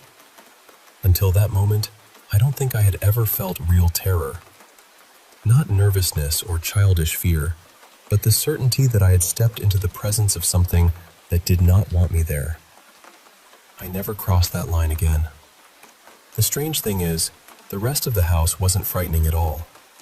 It felt more like a supernatural village, with generations of unseen residents quietly carrying on with their routines around us. We would hear billiard balls rolling and striking one another in the games room when nobody was inside. Kitchen cupboards opened and closed by themselves, as though someone were preparing a meal. In the downstairs bathroom, if you left the tap running and walked away, something would turn it off. And if you forgot to close the bathroom door behind you, the door would slowly swing shut on its own. Nearly every morning, we would find the dining chairs balanced upside down on top of the breakfast table, stacked together in a careful pyramid. It looked exactly like something from an old ghost film, except after a while, it simply became part of our morning routine. There were dozens of other incidents, far too many to describe in one sitting. Footsteps, moving shadows, objects appearing in different rooms, and the constant feeling that the house was crowded, even when only 3 of us were home. But apart from that forbidden hallway, none of it ever felt cruel or threatening. It was simply a very old building filled with echoes of people who, for whatever reason, had never completely left. Sometimes I wish every skeptic could spend just 5 minutes inside that old chapel. Not an entire night. Not even an hour. 5 minutes would be enough.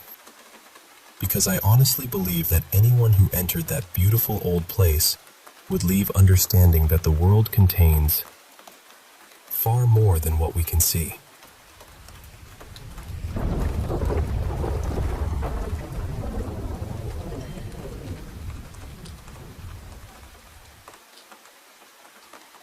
I've got 2 stories I've never been able to fully explain. They both happened sometime in the 2000s, and I'm still not sure I'd call them paranormal exactly. But strange? Absolutely. The kind of strange that settles into the back of your mind and keeps a little room there. The first one happened on an old back road in southern Maryland. I was driving late one night with a friend, Mara, and the road wasn't far from where we lived then. People around there had stories about it. Ghost lights, figures near the trees, things appearing where they shouldn't. So, naturally, we went looking. Not because we were brave, really. More because we were young, curious, and just foolish enough to think the dark might perform for us. It was summer, but not hot. The air coming through the open windows had that cool, damp feeling you get near fields and woods at night. We had the radio on low, just something humming in the background, though I couldn't tell you what it was now. Then we came up to a four-way stop. There was one flashing red traffic light hanging over the middle of the intersection, blinking slowly over everything. Off to the right there was this old service station. I mean old. It looked like it had closed in the late 1950s, and nobody had touched it since. There was a faded gas sign on a pole out front, the kind that used to be lit up by little round bulbs. And then I thought I heard music. I told Mara, "Turn the radio off for a second." She did, and we both went quiet. That's when we heard it clearly. Sleepwalk by Santo and Johnny, playing softly, like it was coming from those old metal horn speakers mounted above the pumps. We just sat there. The red light kept flashing over the station, over the sign, over the empty road. Nothing about it felt threatening. That was the odd part. It didn't feel like a horror movie. It felt peaceful, almost beautiful, like we had accidentally driven through a little pocket of somebody else's memory. We listened for a minute or two, then drove on. The next day, I said, "We should go back and take pictures of that old gas station in daylight." Mara agreed right away. We grabbed coffee and headed back out, both of us kind of excited to see it again. After about 15 minutes, we came around the bend, and there was the intersection. There was the flashing red light. There was the old gas sign. But the station was gone. Not closed, not boarded up. Gone. There was just an empty concrete pad with weeds growing through the cracks. The kind of weeds that had clearly been there for years. There was no way a full-service station had been standing there the night before. But we had both seen it. We had both heard the music. Neither of us said much after that. The whole day changed shape somehow. It felt like we'd stepped into something we weren't supposed to notice, and then the world quietly corrected itself behind us. I still don't know what we saw. The second story happened on July 4th, 2008. A few friends and I had taken a boat out onto Trinity Lake in California. We'd spent the day tearing around the water, jumping off the boat while it was moving, then circling back to pick each other up. It was reckless in the way things sometimes are when everyone thinks they're too alive for anything bad to happen. By the time we were ready to head back, it was completely dark. Not city dark, lake dark. The kind where the sky is full of stars, but the water below you looks bottomless. One of our friends was still in the water, so we pulled up beside him and hauled him back into the boat. He stood there for half a second trying to get his balance, then slipped and fell right off the other side. We all started laughing. It was ridiculous, and the sound of it carried across the lake. Then two of us decided to jump in one last time before heading back. So 3 of us were in the water, splashing around, while one guy stayed in the boat. That's when he started yelling, "Guys, guys!" At first we thought he was joking. Then his voice changed. "Guys, get out of the water!" We looked up at him, and I remember seeing his face lit from below. That's when I looked down.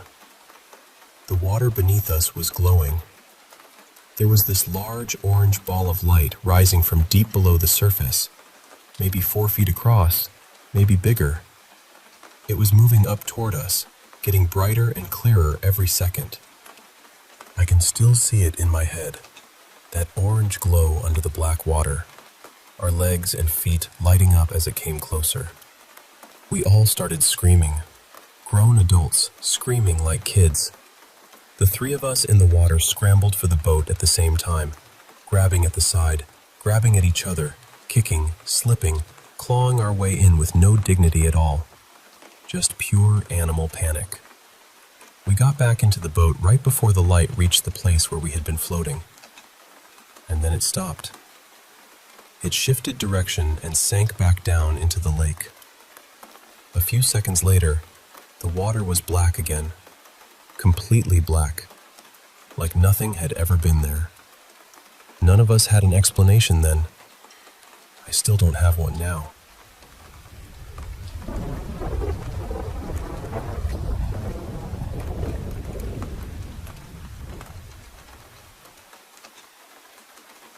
This happened about a year and a half ago when we were on holiday in Turkey.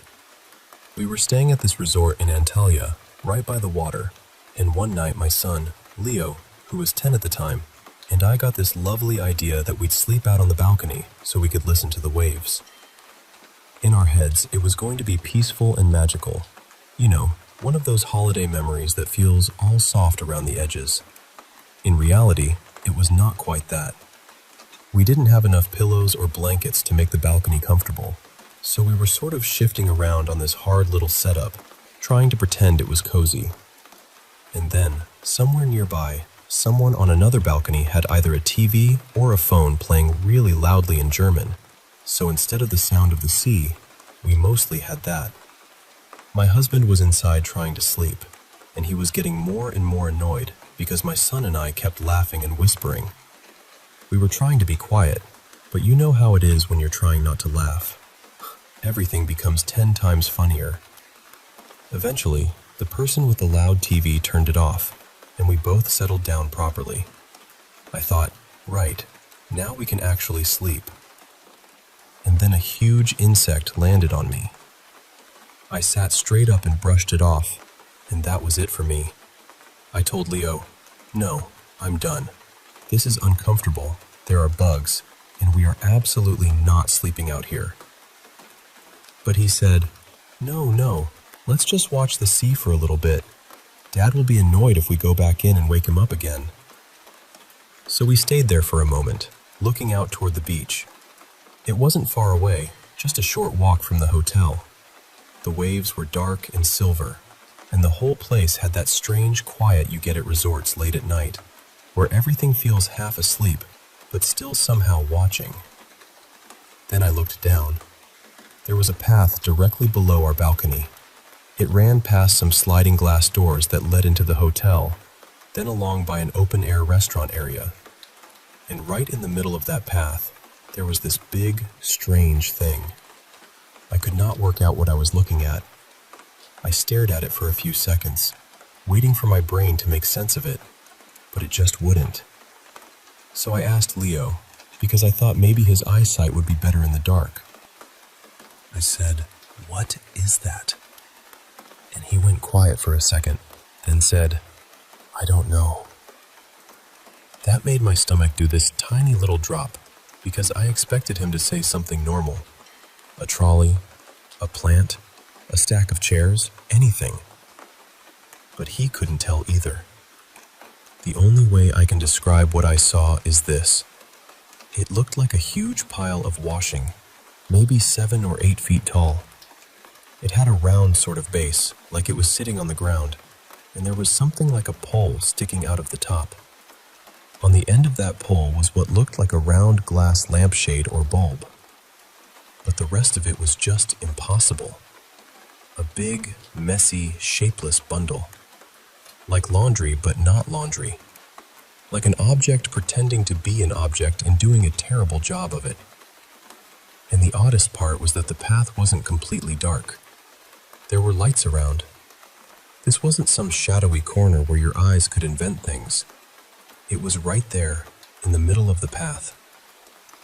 Then 2 men came walking into view from the beachside. They looked like they'd been out for the evening, dressed quite smartly, walking quickly and talking in Turkish. And they just walked past it. Not around it in a careful way, not slowing down, not looking at it. They passed either side of it, far too close, as if they didn't see it at all. I'm not saying they walked through it. They didn't. But they moved so close to it that it made no sense if that thing was really there in the ordinary way. It was big. It was in the middle of the path. You couldn't miss it. At that point, I said to Leo, "We're going down. I need to see what it is." By then, my husband was awake and irritated, asking what on earth we were doing, but we didn't really explain. We just put our shoes on and ran downstairs. We were only 1 floor up, so it couldn't have taken more than a minute. And when we got down there, it was gone. Completely gone. There was nothing outside the glass doors. No hotel staff, no trolley, no equipment being wheeled away, no pile of anything. The path was empty. And somehow I wasn't even surprised. The second I started running downstairs, I had this feeling that whatever it was, it wouldn't be there when we arrived. We walked around for a bit, checking the nearby area, but there was nothing. No explanation hiding behind a corner. No object that had been moved. Nothing that looked even slightly like what we had seen. I asked Leo, "Tell me exactly what you saw." And he said, "I don't know. It was like a giant shop stand with big postcards on it. But then it was also like a furry orange cat. Like a man in a big costume. It was one thing and then the other." That really unsettled me, because that wasn't what I had seen. For me, it didn't change. I saw that strange tall pile with the glassy bulb shape on top. But for him, it seemed to shift between 2 completely different things. We went back upstairs, and my husband, still grumpy and half asleep, said it was probably just hotel workers moving equipment. But we would have seen them. We were down there so quickly. And whatever that thing was, it was big. If someone had moved it, we would have caught at least some sign of it. The thing that stays with me is how impossible it was to understand. Not frightening in a dramatic way, not like some monster from a film. Just wrong. Visually wrong. Like my brain kept trying to label it, and every label fell off. We were both wide awake. We hadn't dreamed it. We were talking, sitting up, looking straight at it. I've wondered so many times what it could have been.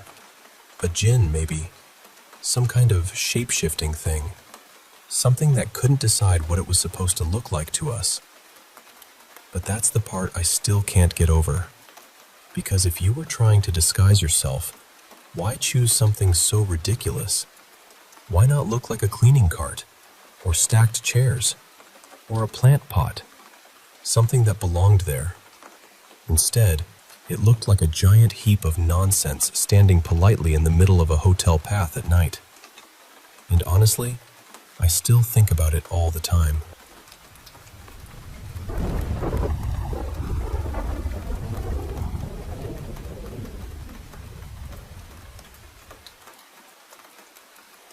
I want to tell you about something that happened to me in broad daylight.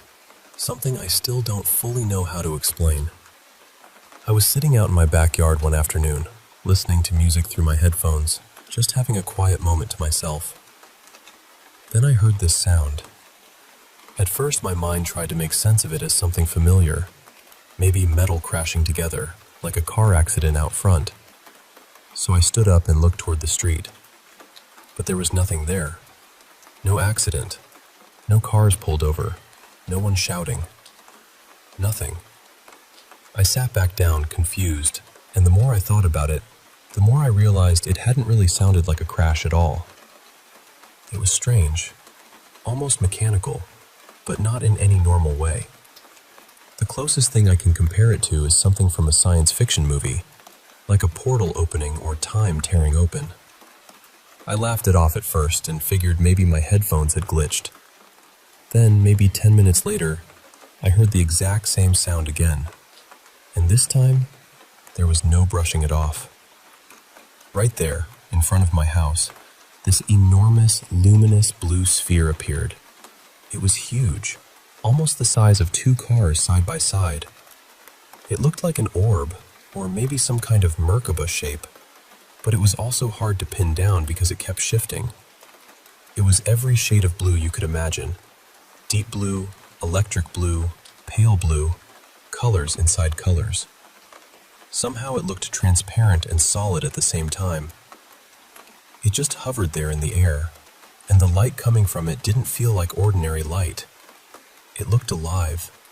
It moved and shimmered like it was breathing. I remember having the feeling that I wasn't just looking at an object. I was looking at something aware.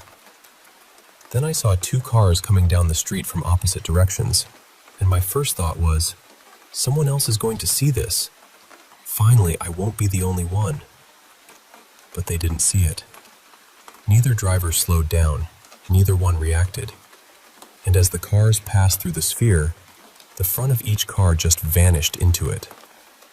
For a split second, when both cars were inside it, they disappeared completely from view.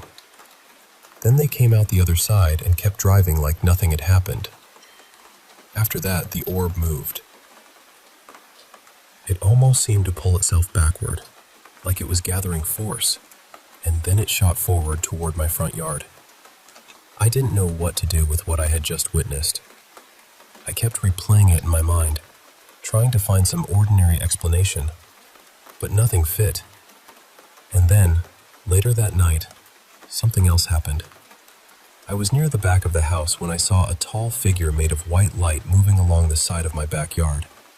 It had a human shape, but no face, no eyes, no mouth, no details.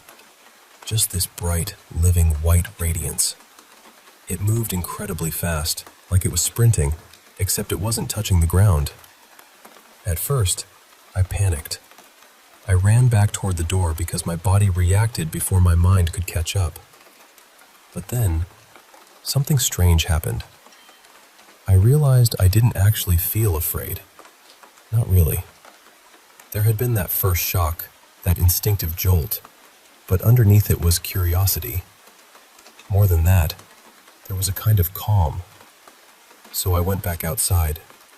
I started down the steps into the yard, and I had barely reached the second step when the light being bolted behind a tree maybe 5 feet away from me. I froze. Then I felt this surge of energy shoot up through my body, starting from the soles of my feet and rushing all the way to the top of my head. It felt like lightning, but not painful. It was powerful, overwhelming, and somehow deeply familiar. That moment changed something in me. And the reason I say that is because, up until then, I had lived for years in a constant state of dissociation.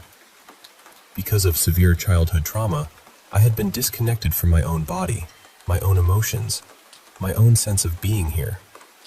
People had often told me that my presence made them feel calm or safe, but I never understood it because I didn't feel that way inside myself. I had been cut off from my feelings for a very long time. I think some part of me had left in order to survive. But that night, after that encounter, I felt something return. I don't have perfect words for it. The closest I can say is that it felt like my soul finally felt safe enough to come back into my body. Afterward, I researched everything I could. I read about soul retrieval, about the idea that parts of us can leave during trauma and return when we are finally ready. I found stories and traditions that sounded close to what I experienced, but nothing that gave me complete proof or a neat explanation. I still don't have that. What I do have is what changed afterward. Since that night, my ability to feel has continued to grow. It's like something opened in me that has never fully closed again. I was already alive before, technically, but I was surviving more than living. That night felt different. That night, it felt like I came back.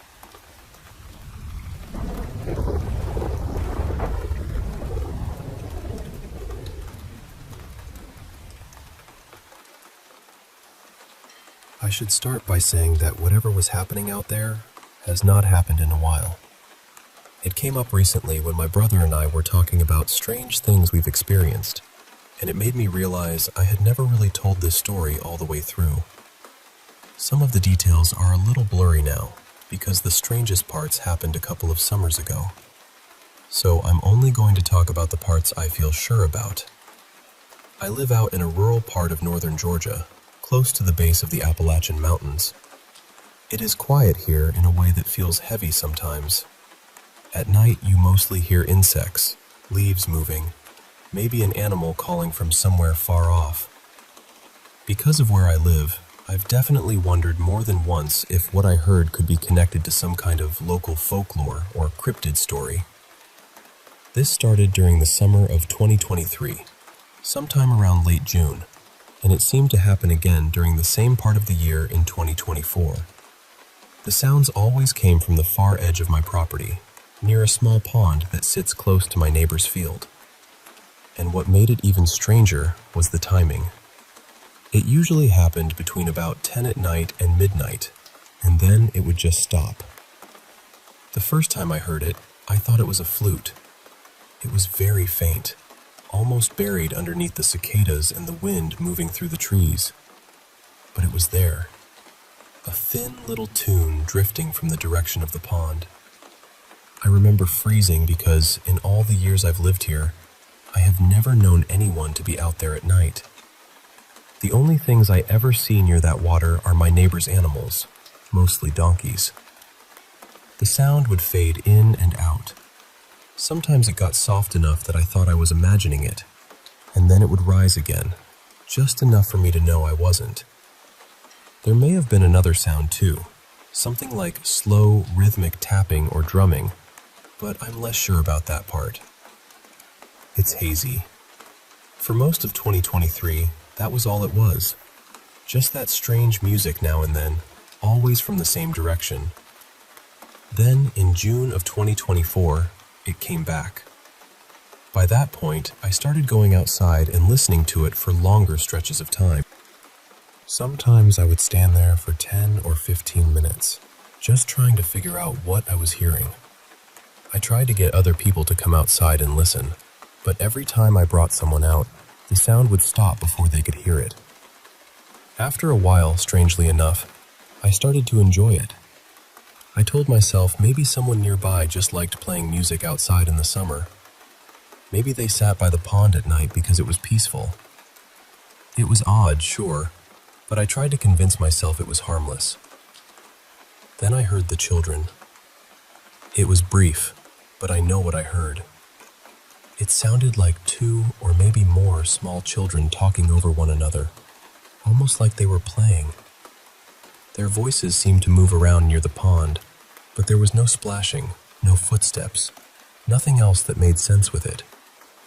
Just those voices, and then silence.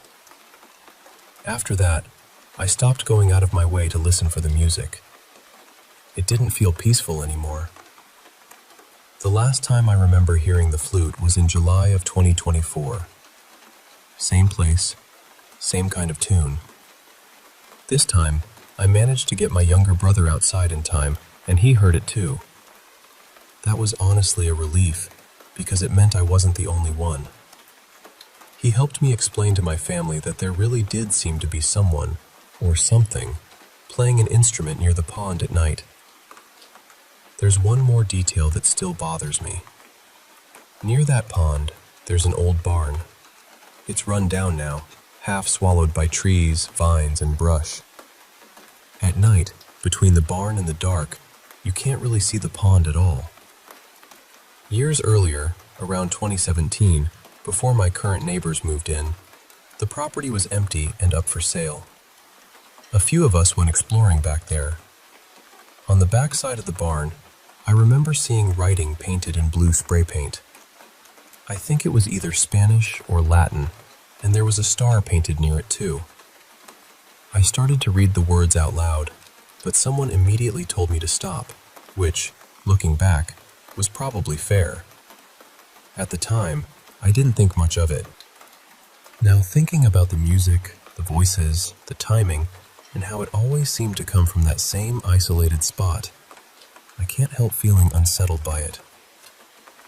Nothing happened at all during 2025. I haven't heard anything so far this year either. But I still think about it every summer. The strangest part is how seasonal it felt, almost like whatever was happening only came around during those warm months. And when I remember those childlike voices near the pond, late at night, from a place where no children should have been, I still get chills.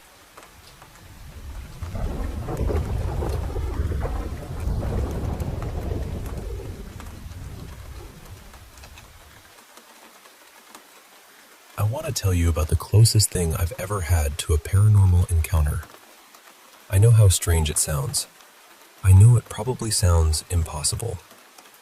But this is one of those memories that never really loosened its grip on me. I was very young, maybe 5 or 6. It would have been sometime in the late 80s. Back then, I slept in a little loft area in the first place I ever remember having my own space. It wasn't exactly a bedroom. It was more like a raised room built into an old converted garage apartment my grandfather had put together. One night, I was lying there in bed when I heard tapping at the window. That alone didn't make sense. The window was too high for anyone to reach from outside unless they had a ladder. I remember staring toward it, confused, trying to see what was there. But beyond the glass was just darkness. Not normal nighttime darkness either. It felt thick, like the world outside had been swallowed. For some reason, I got out of bed. I didn't wake my parents, which still seems impossible to me because they were light sleepers. I just walked outside, quiet as anything, and ended up near one of the old storage sheds where we kept tools and random things. I remember the air feeling cold. I remember reaching up for the old brass doorknob. The shed sat a few feet off the ground, so I had to pull myself up to get inside. The sky above me was this deep, eerie blue. Not fully night yet, but right at that moment where the last trace of daylight disappears. Inside the shed, there wasn't any light, but I could still make out shapes. Shelves, tools, corners, dusty things stacked along the walls. And then I got that feeling. I was being watched. I looked up toward the peak of the slanted roof, where there was a small triangular window. And there, somehow inside the glass itself, was this thin, black figure. I don't mean it was standing behind the window. I mean it looked embedded in the glass. Perched there, waiting. It had a shape that was almost human, but not quite. It was too spindly, too wrong. It was darker than anything around it, like it didn't reflect light at all. Around its edges, there was this faint shimmer, almost like oil moving on water, or a badly animated shadow flickering where it shouldn't. As a kid, the only way I could understand it was to think of a Sesame Street puppet, something like Grover, but pitch black and completely featureless. Then it moved. It unfolded itself out of the window, and with one huge step, it was right in front of me. I froze. I don't mean I got scared and stood still. I mean I couldn't move. I tried to scream, but nothing came out. Then its round head began to split open sideways, like an enormous mouth. From inside it came this blinding light, every color at once, bursting out in sharp patterns. Triangles inside triangles, circles flashing through them. A tunnel of color that kept folding into itself. And there was a sound. It filled my whole head. It was like countless trumpets playing the lowest notes possible, all wrong, all at once. I didn't just hear it. I felt it in my body. I have no idea how long it lasted. It felt endless and instant at the same time. The next thing I remember, I was standing inside the house at the front door, looking out through the glass panes. The sky outside had turned orange, probably from distant streetlights. I went back to bed, but something in me felt off for a long time after that. Over the years, I tried to explain what happened, but people dismissed it. I was too young. It was a dream. It was imagination. And honestly, I understand why they would say that. But it didn't stop there. Growing up, I would sometimes find myself wandering outside around dusk or near nighttime, and that same feeling would come back. That watched feeling. Sometimes I thought I caught a glimpse of something like that figure again. I lived in a wooded, rural area near a small creek. We had deer sometimes, and there were coyotes and mountain lions farther up in the hills. But this wasn't that. I knew what animals looked like. Every so often, even now, I still get the feeling that it's nearby. There was one awful night years later when someone at a party slipped something into my drink. Whatever it was, it brought back that same kind of experience. Only this time, the night sky looked bright green, and there were several of those figures around me. It didn't feel like they had entered our world. It felt like I had accidentally stepped into theirs. That night ended with me trying to sleep, while one of them tapped on my window, again and again. Sometimes it comes back in lucid dreams. Not in some strange fantasy place either. Usually I'm just in my room.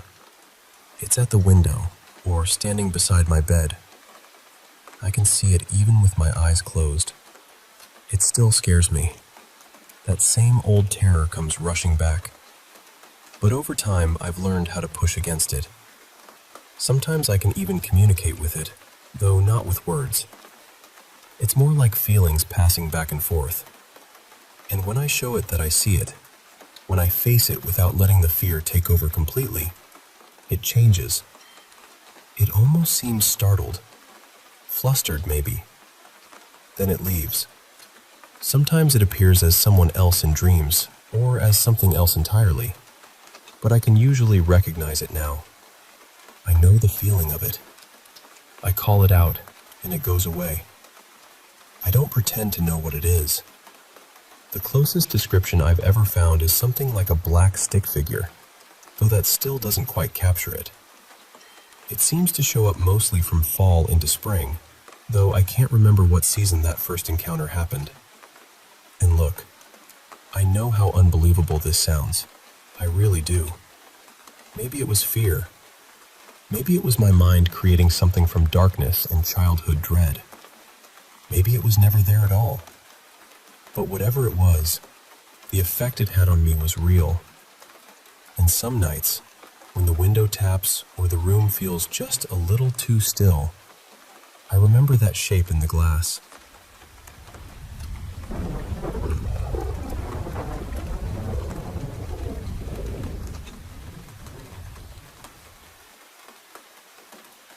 I've always felt like I had a pretty strong sense of intuition. Not in a dramatic way, like I could predict the future or anything.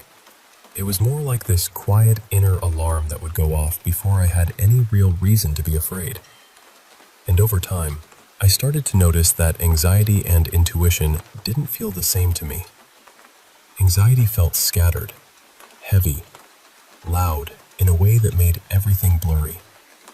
But intuition felt clean and sudden, almost sharp, like something in my stomach had been tapped with the edge of a blade. The thing is, that feeling wasn't the only strange part of my childhood. When I was little, I used to have these nights where I felt like something was watching me while I was trying to fall asleep. Sometimes I'd be lying on my side, facing the wall, and I would get this overwhelming sense that someone was lying right behind me, not touching me, not breathing on me, just there. It felt aware, and it felt wrong. I know that could easily be explained as a child being scared of the dark or having an overactive imagination. I've told myself that plenty of times. But then things changed after my family went through a really painful loss. After that, the house felt different.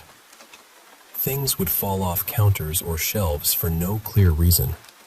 Door handles would shake. The television would turn itself off and back on. Our dog would suddenly bark down the hallway or stare into empty corners like someone was standing there. At first, we all tried to brush it off. Old house, grief, stress, bad timing. But then, something started copying me.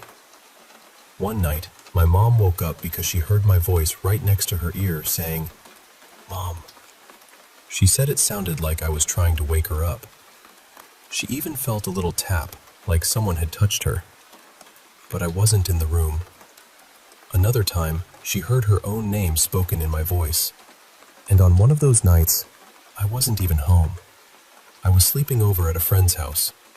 Then my older sister, Liana, had her own experience. She was in her room when she heard what sounded exactly like me outside her door.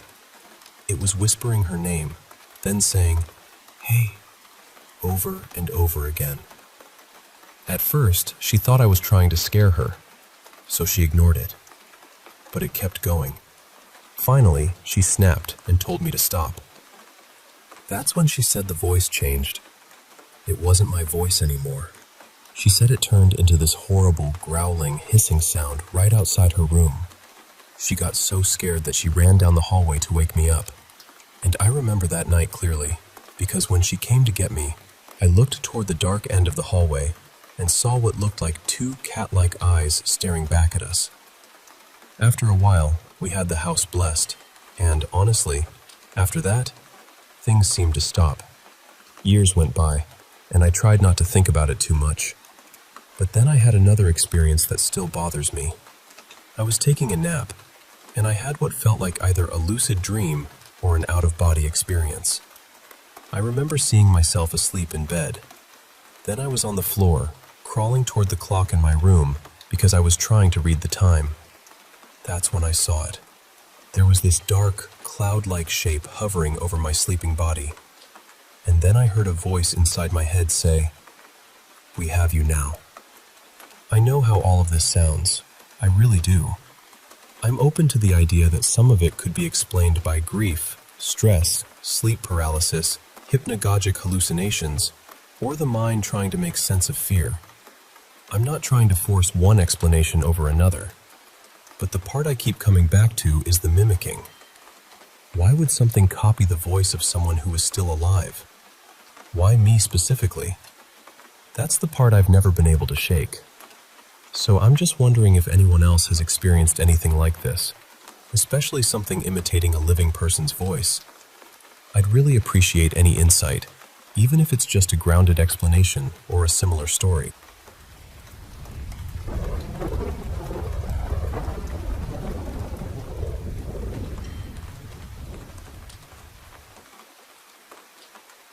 My wife and I were talking about this again the other night, and even after all these years, I still don't know what to make of it. It happened about 6 years ago when we drove out to this small farming town for my cousin Daniel's wedding. I was in the wedding party, so there was no way I could skip it. The problem was, a few years before that, I'd been in a pretty serious car accident, and ever since then, long drives had made me anxious. But strangely enough, the drive there was fine, calm even. We stayed in this little rental house outside town, tucked off a gravel road with fields on every side. It had this huge front window that looked out over nothing but dark farmland. During the day, it probably seemed peaceful. At night, it felt like the house was staring into a black ocean. The wedding was lovely, but we left early before the music and dancing really got going. We were tired, and honestly, I was already thinking about the drive back. We went to sleep early, but for some reason, both of us woke up around 4:15 in the morning, completely alert. I remember turning to my wife, who was my girlfriend back then, and saying, "I actually feel okay to drive. Maybe we should head home now, beat the traffic, grab coffee somewhere." So that's what we did. It was bitter cold outside, probably somewhere in the high 30s, and the world was pitch black except for a lonely porch light here and there. We packed up, got in the car, turned on some quiet music, and I pulled up the map. There was a back road route through the countryside that looked faster than the highway, so I took it. At first, everything felt fine. Then we passed this old barn. It was leaning a little, made of gray, weathered wood, sitting alone beside the road. The second we got near it, this dense fog seemed to appear from nowhere. Not a light mist. A thick, strange curtain of it wrapped around the barn like it belonged there. We drove straight through it, and I remember both of us commenting on how sudden it was. Then, the moment we came out the other side, headlights appeared behind us. A red pickup truck pulled onto the road right after us. Older model, beat up, with one headlight slightly brighter than the other. At first I thought, okay, someone else is out early. But then the truck started swerving. It drifted over the center line, then back again. It kept edging out like it was going to pass, then falling back behind us. I slowed down, thinking, go ahead, man, just pass. But when I slowed down, he slowed down too. Then he got right up on my bumper. And I mean close. So close I couldn't see the front of his truck anymore, just the glow filling the whole back window. This went on for maybe 20 minutes. He'd drop back, speed up, flash his brights, swerve like he was trying to scare us, then ride our bumper again. My hands were locked on the wheel. My wife was sitting perfectly still, watching him in the mirror. Neither of us wanted to say what we were both thinking. After about half an hour, he finally put on his turn signal, and I felt this huge rush of relief. We came up to a red light, and he was signaling like he was about to turn off. But when the light changed, he didn't turn. He stayed right behind us. That's when it stopped feeling like some reckless driver and started feeling deliberate. He kept doing it, swerving, flashing his lights, pretending to pass, pulling up so close it felt like he was trying to push us off the road. And the strangest part was that the fog never went away. It stayed around us the entire time, even though we were moving through miles of open country. It felt like we had driven into something and couldn't get out. After almost an hour of this, we finally reached a bigger main road. More lights, wider lanes, a few signs of civilization. And just like that, the truck backed off. It turned into an empty church parking lot, rolled slowly toward the far side, and disappeared into the darkness. We drove the rest of the way home barely saying a word. To this day, I still don't know what happened out there. Maybe it was just some dangerous lunatic on a back road at 4 in the morning. But every time I think about that barn, that fog, and those headlights appearing the second we came through it, I get the same cold feeling in my chest. Because it didn't feel random. It felt like something had been waiting.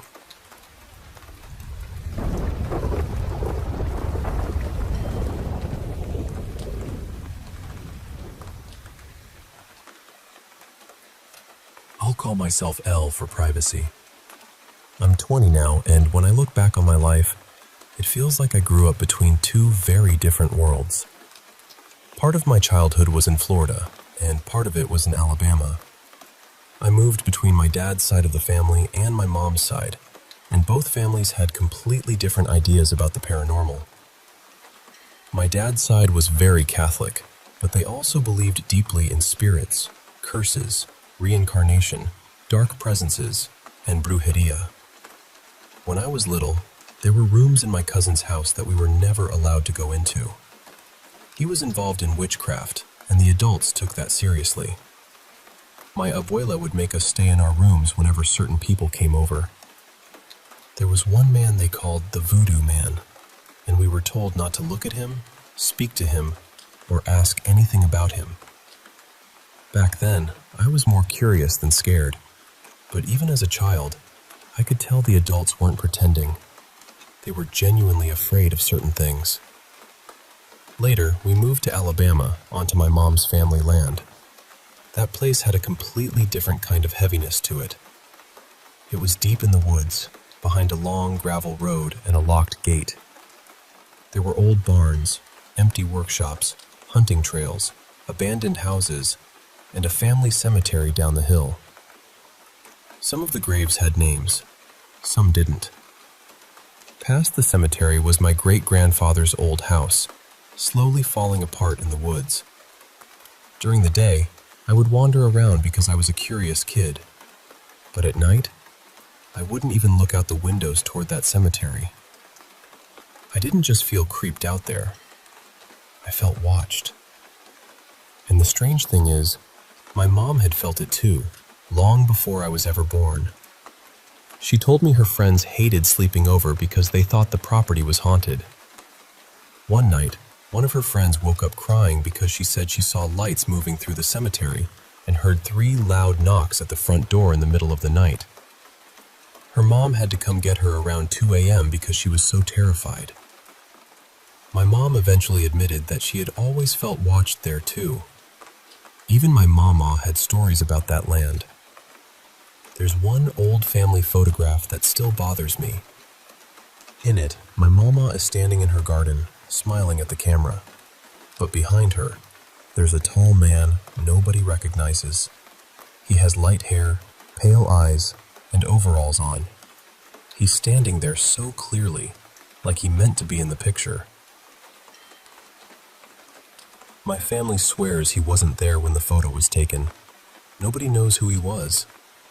Something else has always made me uneasy too. People have always said I look exactly like my mom. Not just a little bit. Almost identical. We even have photos of us at the same age, and honestly, if it weren't for the clothes, we could almost pass for the same person. Sometimes I wonder if whatever was on that land ever mistook me for her. One day, I asked my grandmother why some of the graves didn't have names. That was when she told me that, years ago, when plantations were still operating nearby, my family found a young runaway boy in the woods. He was very sick with a fever. They tried to help him, but he died there on the property, and they buried him near a tree. After I heard that, the whole place felt heavier. As I got older, I started hearing things. Footsteps, scratching in the walls, little sounds that made no sense, and all the time, I had this feeling that someone was standing just behind me. Eventually we moved away, but the feeling didn't completely leave. When I was about 13, we moved into an older house on a hill near a winding road. My room had this strange, locked compartment built into the wall above my bed. It had an old, rusted knob and a keyhole. I never opened it, but I hated sleeping under it. Around that time, my parents' relationship started falling apart, and the whole house felt tense and suffocating. Later, my mom met someone else, and we moved into a trailer in Florida with him and his family. From the moment I met him, something about him felt wrong. That was where I had the first experience I truly cannot explain. One summer night, I woke up suddenly with the feeling that something was staring at me. Everyone else was asleep. Down the hallway, there were sheer curtains, and it looked like something was moving behind them. Then the air turned freezing cold. It felt like pressure was pressing down on my chest and throat. I couldn't breathe. I couldn't speak. I just stared down the hallway, terrified, while my body felt weak and dizzy. Then, just as suddenly, it stopped. The next morning, I saw scratches along my side. After that, things in my life seemed to get worse, and through all of it, I always felt like something was close by. By freshman year, I became really interested in paranormal topics and spirituality. Not because I wanted to summon anything or invite anything in. I just wanted to understand what had been happening to me. Eventually, I moved in with my foster mom. Things were peaceful at first, but after a while, strange things started happening there too. Footsteps, scratching sounds, my doorknob rattling at night. One night around 3 a.m., my foster mom woke up angry because someone had been knocking on her bedroom door. My brothers were awake playing video games, and they swore they didn't knock. They said they hadn't even heard anything. The cameras didn't show anyone. Eventually, she got uncomfortable enough to ask me what I thought we should do. I suggested cleansing the house with sage and firmly saying that whatever was there wasn't welcome. And strangely enough, after that, things slowly stopped. Years later, I reconnected with my dad's side of the family and moved in for a while with my grandparents and aunt. That house felt unbearably heavy from the start. Everyone there openly admitted they heard and saw things. One morning, after I came home from a friend's house, my grandma and aunt asked me out of nowhere if I thought something might be attached to me. Then they asked if I had ever been baptized. I laughed at first because I thought they were joking. They were not joking. My aunt told me that a little girl had died in the house years ago, and that they sometimes saw her at night. She said the girl had black hair, a white dress, and no face. Then my aunt said something I've never forgotten. "She doesn't like you." Later, they had me sit alone in the back room, where most of the activity supposedly happened. Within minutes, the room turned freezing cold. I felt this overwhelming sadness and fear, like it had been poured over me. Then came that pressure again, all over my body, making it hard to breathe. Every part of me was screaming to get out. I finally ran out of the room shaking. My aunt later said my face looked different when I came out. After I sat down, they noticed 3 long scratches across my back. I still remember my grandmother praying over me afterward. The strangest part is that even after moving away, I still sometimes feel watched. Sometimes I hear scratching or movement at night. Nothing violent has happened recently, thankfully, but that feeling has never fully gone away. What really stays with me is how people react when I tell them about it. My boyfriend doesn't laugh or brush it off. He gets genuinely concerned. He's told me more than once that the things I describe don't sound normal, and sometimes he seems almost scared when I talk about them. Part of me wonders if growing up around fear, trauma, old family land, and strong spiritual beliefs shaped the way I see things. But another part of me can't ignore how consistent it has all been. Different houses, different people, different times in my life, and somehow, the same feeling always finds me.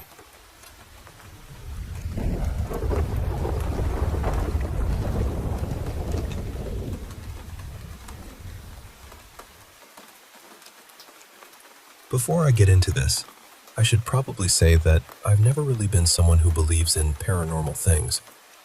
I'm not completely closed off to it, honestly. Part of me would love to be proven wrong. But whenever something strange has happened to me, my brain always tries to explain it away as stress, imagination, or maybe even some kind of hallucination. Still, these memories came back to me recently, and even now, they feel strange enough that I think they're worth telling. The first one happened when I was around 11 or 12, maybe a few weeks after my great-grandfather passed away. I was home by myself, just staying in my room like usual. At some point, I needed to go to the bathroom, so I got up and opened my bedroom door. And there he was. My great-grandfather was sitting on the floor in the hallway, right near my grandfather's bedroom door, looking straight at me. He didn't look sick. He didn't look like a ghost from a movie. He looked exactly the way I remembered him when he was alive. Real, solid, present. I froze. I don't think I even breathed properly for a few seconds. Then I shut my door and went right back into my room. I stayed there for what felt like forever, probably close to an hour, trying to convince myself to go back out. I kept telling myself I must have imagined it. I was scared, but I still really needed to use the bathroom, so eventually I opened the door again. He was still there. Same spot, same position, same quiet stare.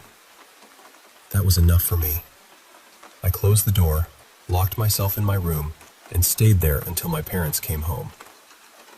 The next experiences happened years later, when I was in high school. They weren't really one single event, more like the same thing happening more than once. The house I grew up in was split into 2 connected parts. One side had the bedrooms and living room, and the other side had the kitchen and bathroom. One night, I was in the bathroom when I suddenly heard stomping outside. And I don't mean normal footsteps. This sound was heavy, huge. It didn't sound like a person, and it didn't sound like an animal either. It was something moving back and forth between the 2 parts of the house, stomping hard enough that I could feel the fear crawl right up my spine. I just stayed in the bathroom, completely still, listening to it go on for at least 10 minutes. Even after it stopped, I waited nearly an hour before I worked up the courage to run back to my bedroom. Then it happened again another night. Same place, Same time of day, same awful stomping. I waited it out again, sitting there in the bathroom, trying to calm myself down. After it finally stopped, I thought, okay, this is my chance. I was getting ready to make a run for it. And then it started again. That time, I was trapped in there for hours, too scared to leave. It happened once when I was on the bedroom side of the house too, but I felt a little safer because my family was closer. Every time it happened, I told my parents. They went outside to check, but they never found anything. I even tried stomping as hard as I could later, just to see if I could recreate the sound. It wasn't even close. Not remotely. Those are the biggest memories, but they weren't the only ones. When I was younger, I was convinced our house was haunted. I would hear footsteps in the hallway when no one was there. I'd get this strong feeling that I was being watched. Sometimes the air in the house felt heavy, like something was nearby, just out of sight. I still don't know what any of it really was. Maybe there's a normal explanation. Maybe my mind was filling in the dark corners with things that weren't there. But I know how it felt. And at the time, it felt very, very real.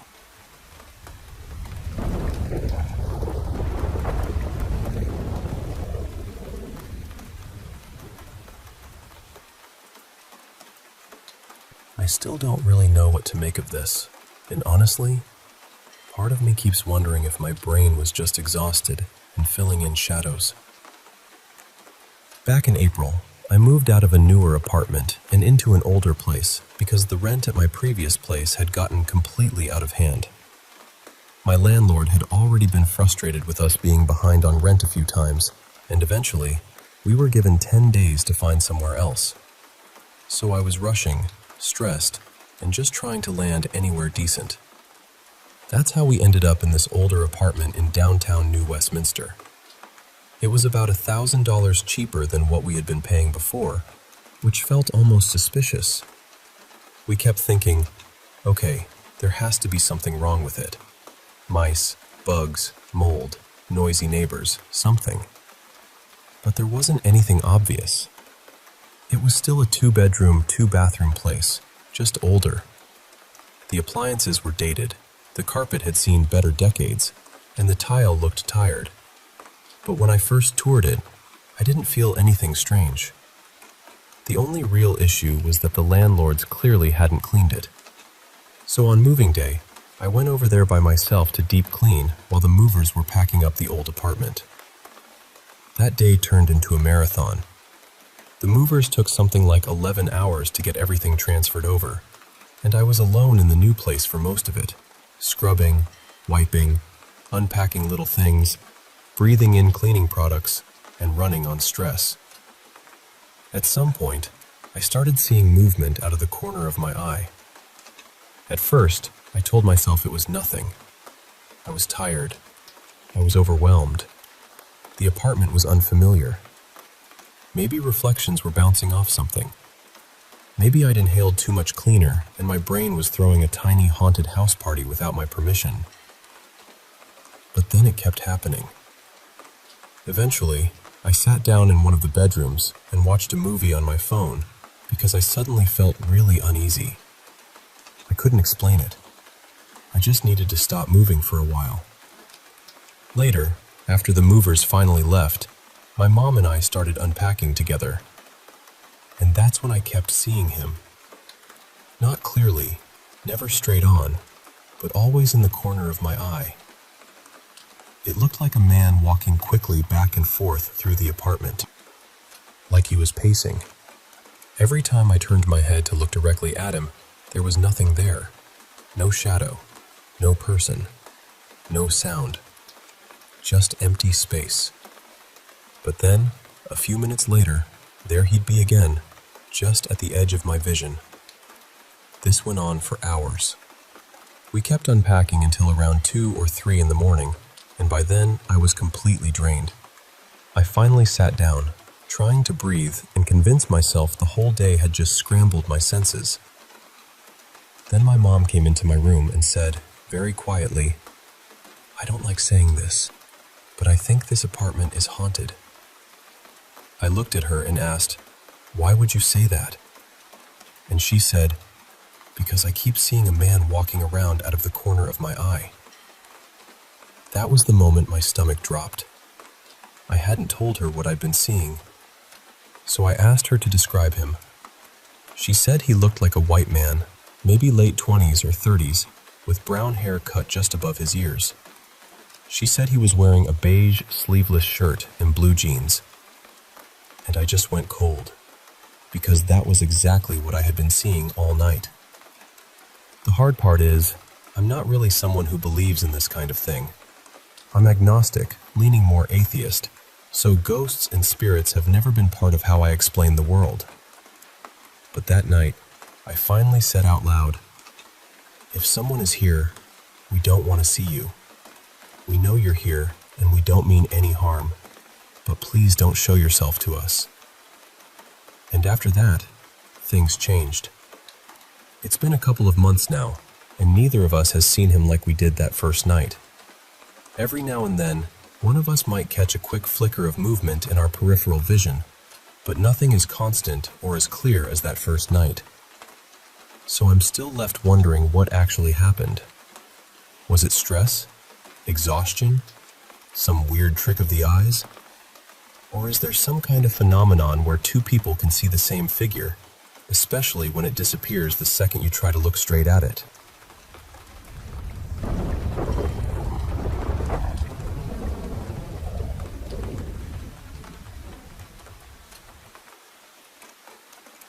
I went to Donner Memorial State Park last summer with my family while they were visiting us in California.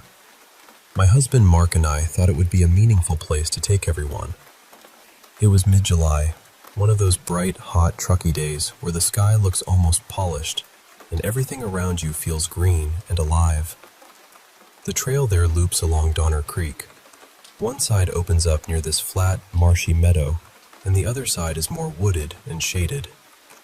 We came in through the wooded entrance first, passing the huge boulder where one of the Donner Party cabins had once been built against it. After that, we crossed the creek and followed the path around the other side. I'm always stopping to take pictures, and that day was no different. The place looked strangely beautiful. Blue sky, tall evergreens, sunlit grass, all of it so peaceful on the surface. I remember thinking how odd it was that somewhere with such a tragic history could look that calm. At one point, I looked up from my phone and realized my family had already rounded a bend ahead of me. There were a few other visitors behind me on the trail, so I hurried a little to catch up. The path crossed a marshy section on a boardwalk, then changed into sandy ground before meeting a strip of asphalt. As I came around that curve, I suddenly felt like I had walked straight through something.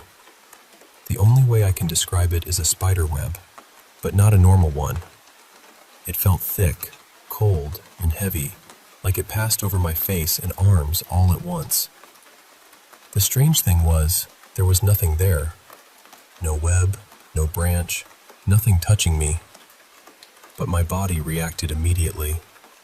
I shivered hard, even though it was hot outside.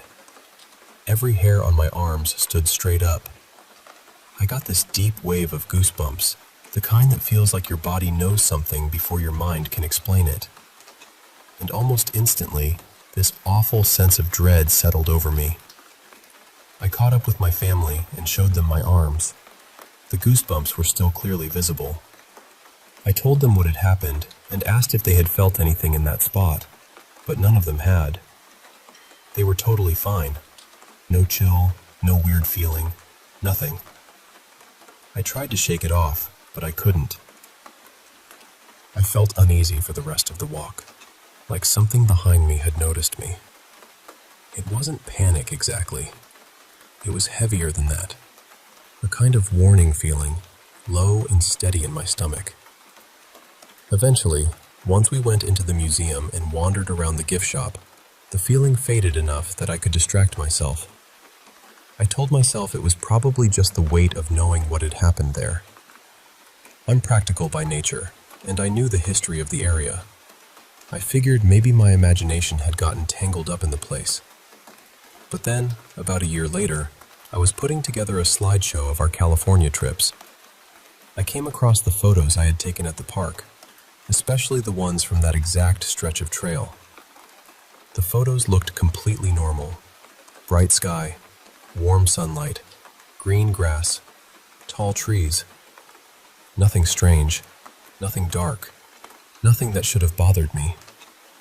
But the second I looked at them, my body reacted all over again. My stomach turned. I felt nauseous almost immediately. That same uneasy, sinking feeling came back, as if I were standing on that trail again. I had already added the photos to the slideshow, but after looking at them for a while and feeling worse instead of better, I removed them. That surprised me more than the original experience, honestly. I've seen plenty of disturbing things online over the years, and I've visited ghost towns, battlefields, old mines, caves, and abandoned cemeteries. I've been in places with sad or violent histories before, but I have never had my body react like that to a place. Even now, just talking about it, I can feel that queasy feeling starting again. I don't know what happened there. I don't know if I walked through some kind of energy, or if my body picked up on something my mind couldn't process, or if the history of that place simply landed on me in a way I wasn't expecting. All I know is that for one brief moment on that trail, everything beautiful around me stopped feeling beautiful. It felt like the place remembered something terrible, and for some reason, my body remembered it too.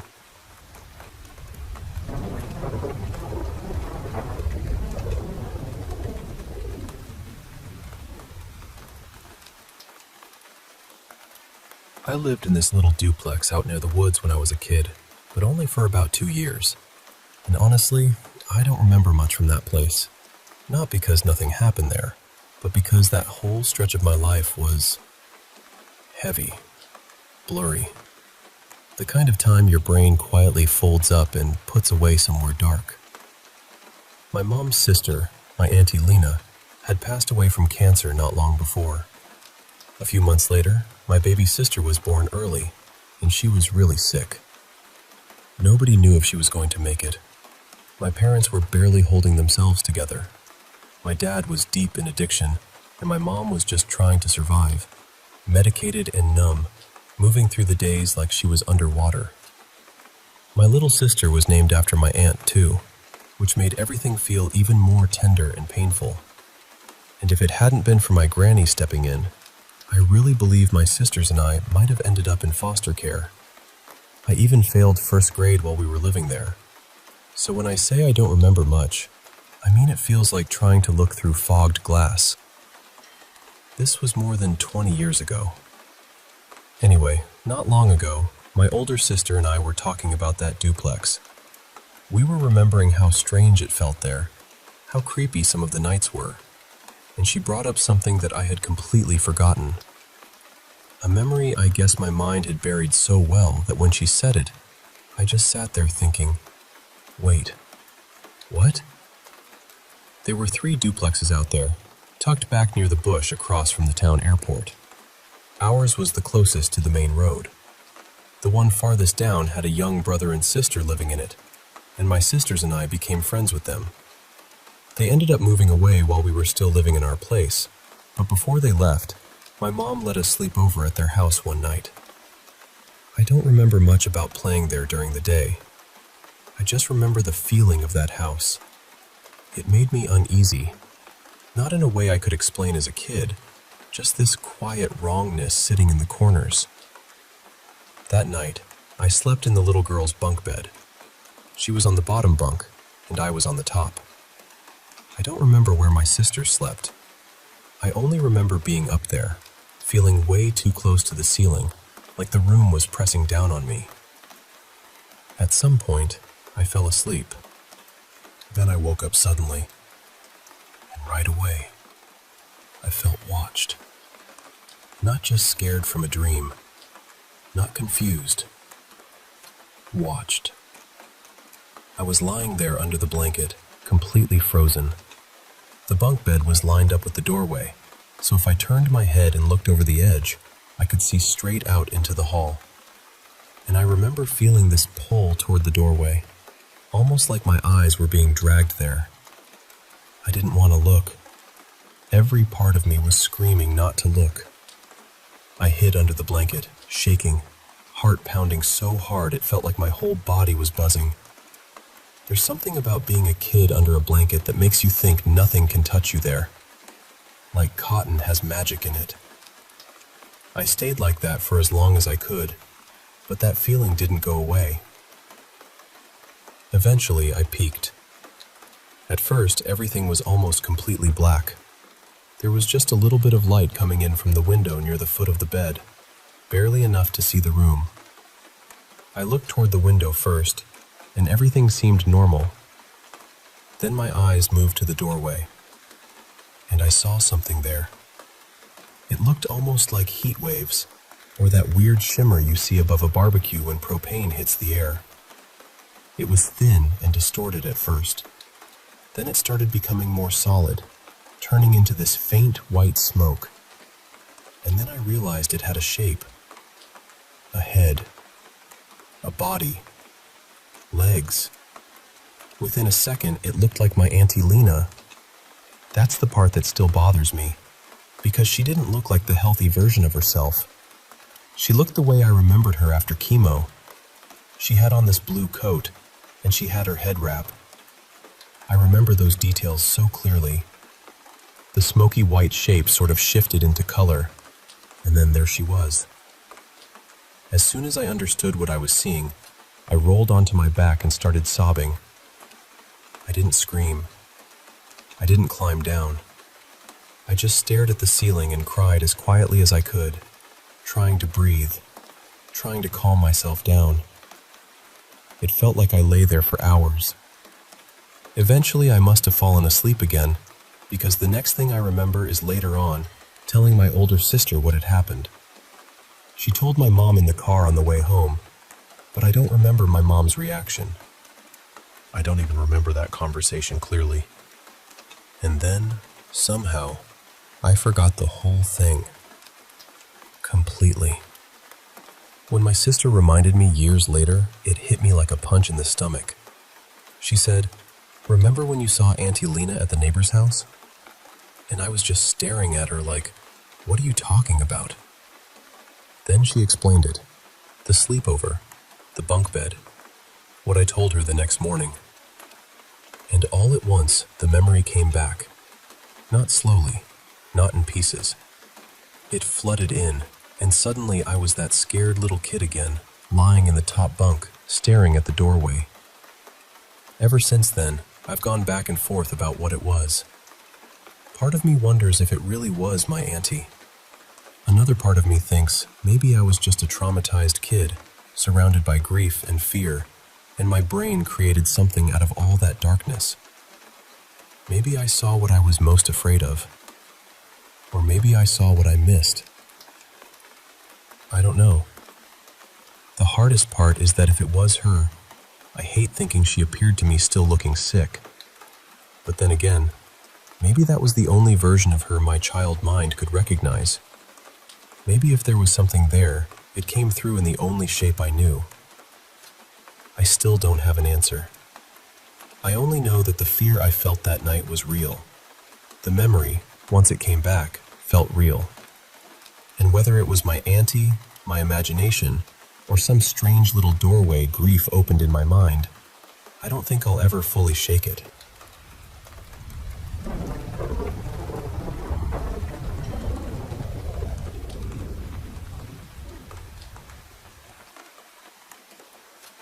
I was probably around 11 when all of this happened. My family had just moved into this new house, and honestly, at first, I loved everything about it. The backyard felt massive to me. My bedroom was bigger than any room I'd had before, and we even had a fireplace, which made the whole place feel warm and kind of magical. For a while, I really thought we had found the perfect home. But then, I started noticing something. It was this shadowy figure, always just at the edge of my vision.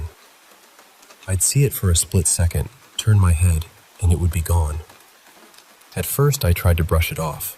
You know, little kid imagination, weird lighting, things like that. But my family had always said I had a strange sensitivity when it came to seeing or feeling things. So, part of me knew I shouldn't completely ignore it.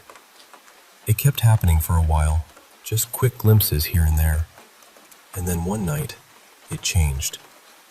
I was in the living room with my mom and my younger sister, and we were all watching TV together. I got up to use the bathroom, and I left the bathroom door open. From where I was sitting, I could see straight down the hallway into the living room. The kitchen was off to the side, and my bedroom was close by, right near the bathroom. While I was in there, I saw the shadow figure again. But this time, it didn't vanish. It came out from the kitchen and moved right across the hallway, directly in front of the bathroom door. Then it turned so sharply and went straight into my bedroom. And the speed of it was what scared me the most. It didn't move like a normal person. It was unnaturally fast, almost like something from a vampire show, but I could still clearly see it. It wasn't just a blur.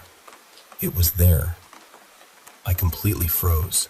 Then I ran back into the living room, half-dressed and panicking, trying to tell my mom and sister what I had just seen. I could barely get the words out because I was so scared. After that night, I still caught little glimpses sometimes, but nothing ever happened as clearly or as terrifyingly as that. About a year later, my older sister Marissa got her first apartment. She was around 19, and she invited us over for a sleepover. Later that night, things had calmed down, and I was lying on her bed waiting for my other sister to finish showering so we could play Monopoly. Marissa walked past the bedroom, glanced in, and then suddenly stopped. She backed up slowly and just stared at me with this worried look on her face. She had always been very into spirits and paranormal things.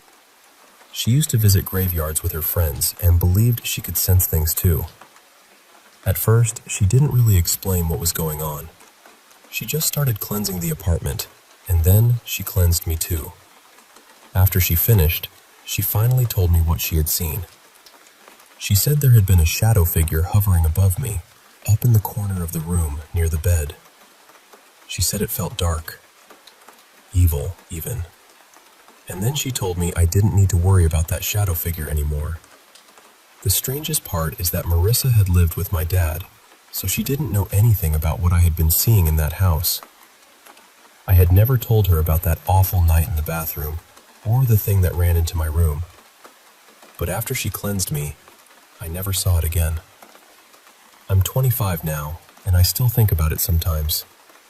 It still gives me chills, because the idea that something like that might have been following me when I was just a kid is honestly terrifying.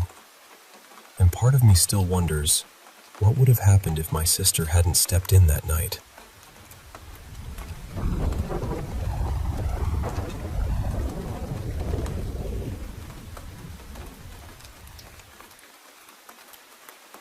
Hi. I want to tell you about something that happened when I was a kid. Something I've carried with me for years. It's been more than a decade now, and even after all this time, I still don't have a clean explanation for what my sister and I saw that day. I was about 12 when I went to stay with my grandmother in a quiet village in western Ukraine. She had this beautiful little garden behind her house, full of flower beds she cared for like they were family. She loved flowers, especially the first ones that came up in spring. So one morning, when the snowdrops had just started blooming, she asked me to go into the forest and bring some back for her. My older sister, Katerina, came with me. She was 19 then, and honestly, I was glad she was there. The forest wasn't terribly far, but to reach it, you had to cross a wide field that climbed sharply uphill. At the top of that slope, the trees began. Before the field, we passed a few houses standing away from the rest of the village, and then we came by an old abandoned military base. That place already had a bad feeling to it. Broken concrete, rusted metal, empty buildings with dark windows, and that strange kind of silence that makes every small sound feel too loud. We wandered around there for a little while, just being nosy and careless the way kids can be. Then we kept going toward the forest. But there was one place on that hillside that always felt different. About halfway up the slope, there was a mound of land pushing out from the hill, almost like it didn't belong there. In the middle of it stood 3 enormous oak trees, arranged in a near-perfect triangle. I remember looking at them even before anything happened and feeling uncomfortable, though I couldn't have told you why. The air around them just felt heavy. We reached the forest, picked a basket full of snowdrops, and started heading back down through the field. On the way, I noticed small clumps of dry grass or straw scattered all over the ground. I started stepping on them for fun, just crunching them under my shoes. My sister looked at me and said, very seriously, "Stop doing that. You might wake something." I laughed it off. I thought she was just trying to scare me. But a few minutes later, as we were walking downhill, I suddenly felt something change. It was this sharp, cold feeling, like someone was standing behind us and staring straight into my back. I don't know why, but I had to turn around. So I did. I looked back toward the hill with the 3 oak trees, and there, right between them, I saw a woman. Except she wasn't standing. She was floating. She wore a long white dress, and her black hair hung down over her face so completely that I couldn't see any features at all. She was just suspended there between those trees, not touching the ground, not moving like a normal person would move, just hanging in the air. For a second, my mind tried to make it into something ordinary.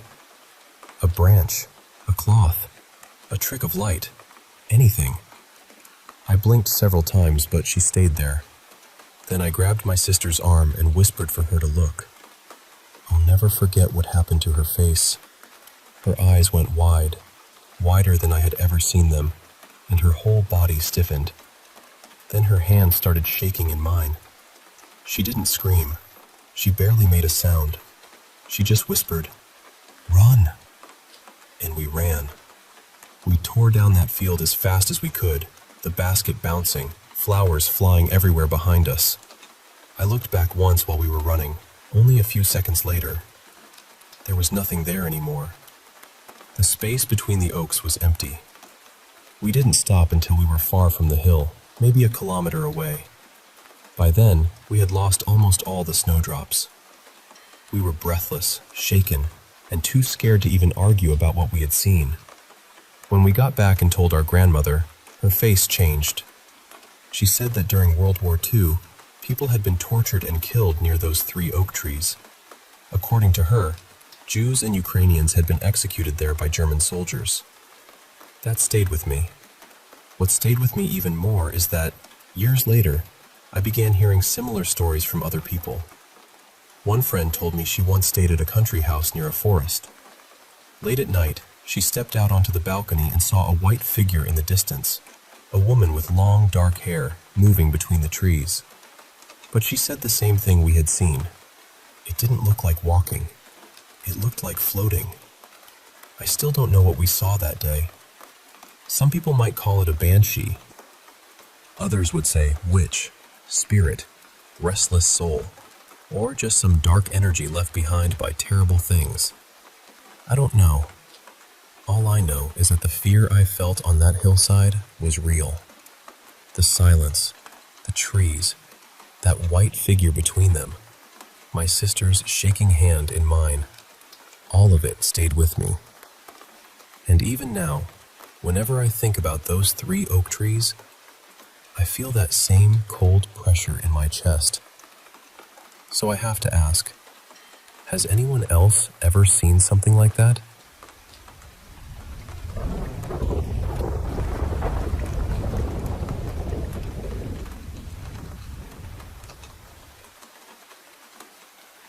I know how this is going to sound, and honestly, I've wondered plenty of times if I'm just imagining things.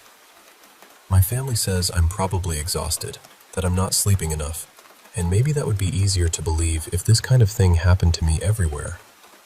But it doesn't. I've stayed in other homes. I've lived in other places. And nothing has ever felt the way it feels at my mom's house. I'm 24 now, but I've been seeing and hearing things since I was little, maybe around 6 or 7. The house I grew up in was badly haunted. There's no softer way to put it. Then, when I was 16, my parents moved us into a newer house.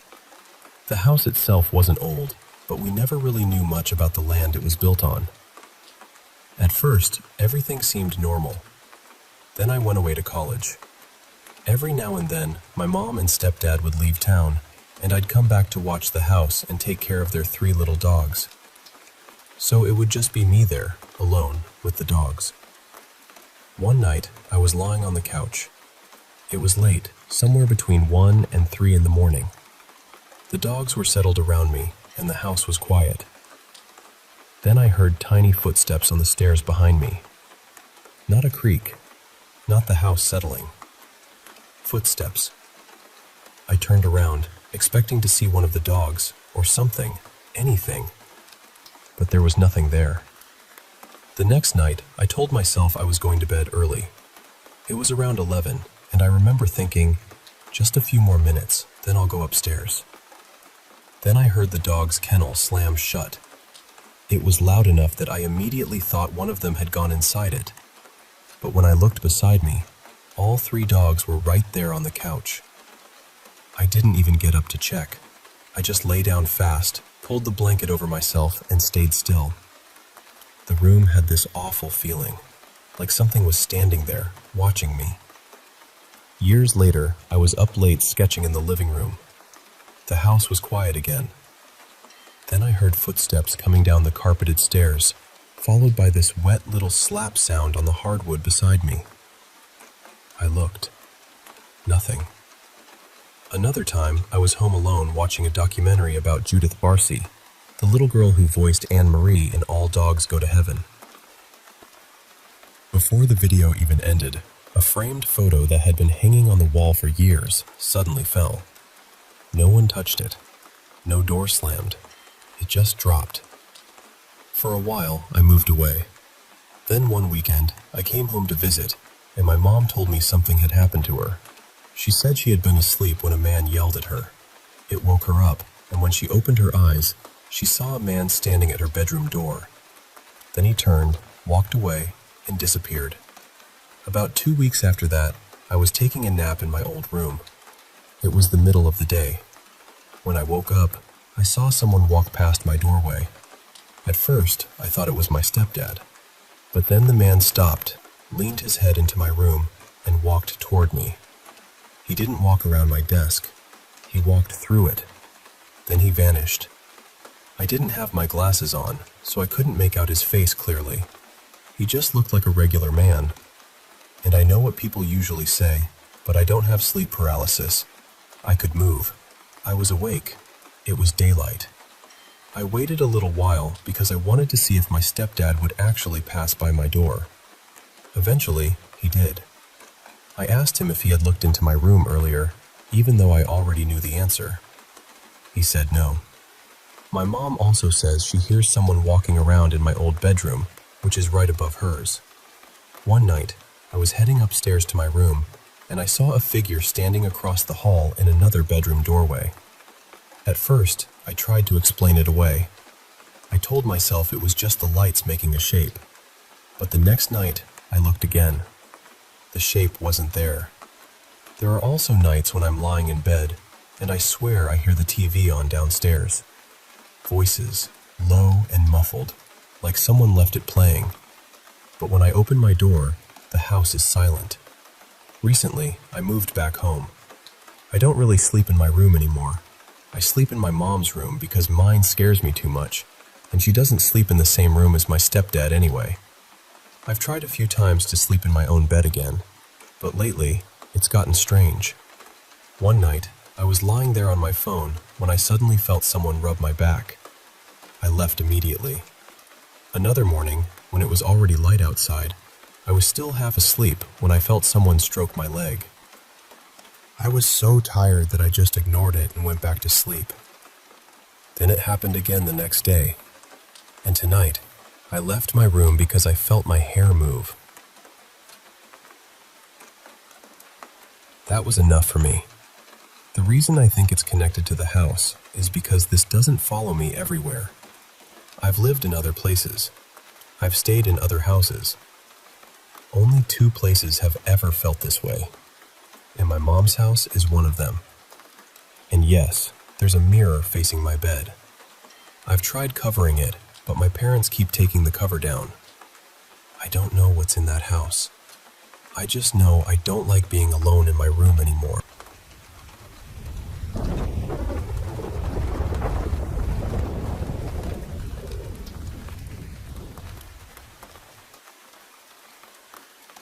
Okay, I'll tell you what happened as clearly as I can.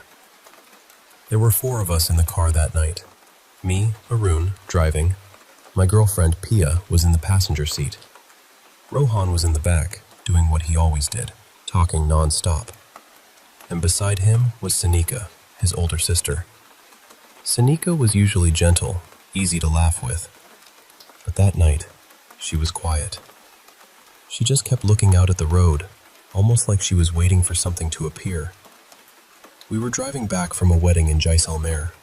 It was a long drive, around 300 kilometers, and we started much later than we should have. By the time we got onto the highway, it was close to midnight. Around 2:30 in the morning, the road became empty in a way that felt wrong. No shops, no houses, no trucks. Not even dogs barking somewhere in the distance. Just the headlights stretching forward and darkness pressing in from every side. Then, at 2:49 a.m., we reached a crossroads. I only saw it for a second. Something was lying in the middle of the junction. Small, dark, arranged too carefully to be random. Rohan saw it just before I did.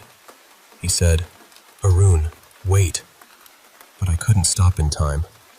The front tire went over it. The sound it made still bothers me. It wasn't loud. That was the worst part. It was soft, almost delicate, like cloth tearing underwater. But somehow, I knew we had broken something we were never supposed to touch. Pia sucked in a breath beside me. I slowed down and asked, "What was that?" Before anyone could answer, Sanika said from the back seat, "Don't stop. Keep driving." There was no panic in her voice, no fear, just this flat, empty certainty. So I kept driving. For a while, nobody said anything.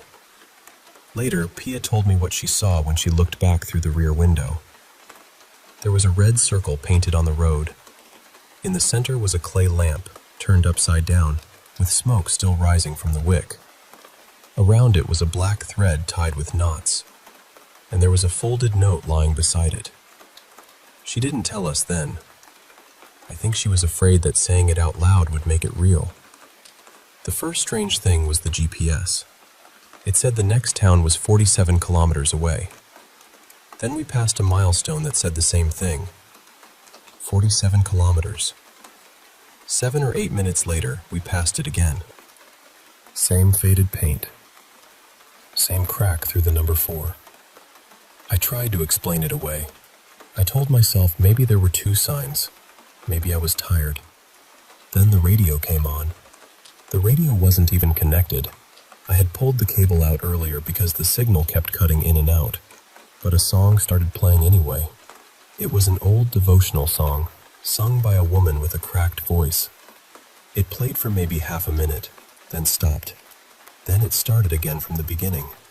Sanika whispered, "I know that song." Rohan asked her how. She said, "They played it outside my grandmother's house after she died." After that, the car felt colder. At 3:06, we saw a dog on the left side of the road. It was dead, lying on its side with a wound across its back. We drove past it. A few minutes later, there it was again. Same dog, same wound, same position. I told Pia it had to be another dog. The third time we saw it, it was sitting upright, facing us. I don't like remembering what happened after that. There was a figure standing on the right side of the road. Tall. Too tall. It had its back to us and didn't move at all, even when we passed close enough that the air from the car should have shifted its clothes. I checked the mirror. There was nothing there. Then Pia grabbed my arm so hard her nails went into my skin. She was pointing at the back seat. I looked in the rearview mirror. Rohan was there. Sanika was there. And between them, there was something else. I don't know how to describe it without sounding insane. It had the shape of a person, kind of. A head, shoulders, a body. But the face was blank. Not covered, not hidden. Just smooth skin where the face should have been. Pia was the only one who could see it clearly. Rohan was still talking, and Sanika kept staring through the windshield like she already knew it was there. I looked back at the road and didn't check the mirror again. A little later, Rohan disappeared. He had been mid-sentence. He was telling some story from the wedding, something about his cousin dropping a tray of sweets. Then he just stopped. Not slowly, not like he got distracted. He stopped as if someone had cut the sound out of him. We somehow reached a red light, which makes no sense because there are no traffic lights on that stretch of highway. But I stopped, turned around, and Rohan's seat was empty. His snack packet was still there, placed neatly in the middle of the seat. I touched the seat. It was warm. The door had never opened. Pia had been staring at it the whole time after she saw that thing sitting between them. There were other things after that. The phones all showing different times. A car that looked exactly like mine appearing ahead of us, then rolling backward toward us with no driver inside. Pia trying to scream and no sound coming out. But the part I think about most is what Sanika did. She asked me to pull over. Her voice was soft then. Sad, almost. She told us that what we drove over at the crossroads was a kind of trap. Something left there during a ritual. She said it was meant to catch a soul. Maybe a particular one, maybe anyone unlucky enough to cross the boundary. She said when we drove through it, we carried it with us.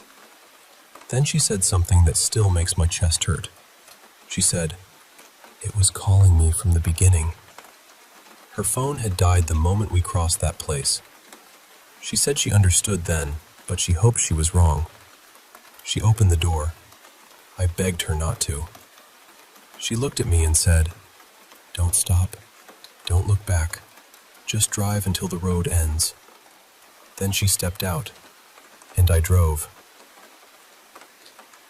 I hate saying that, but I drove.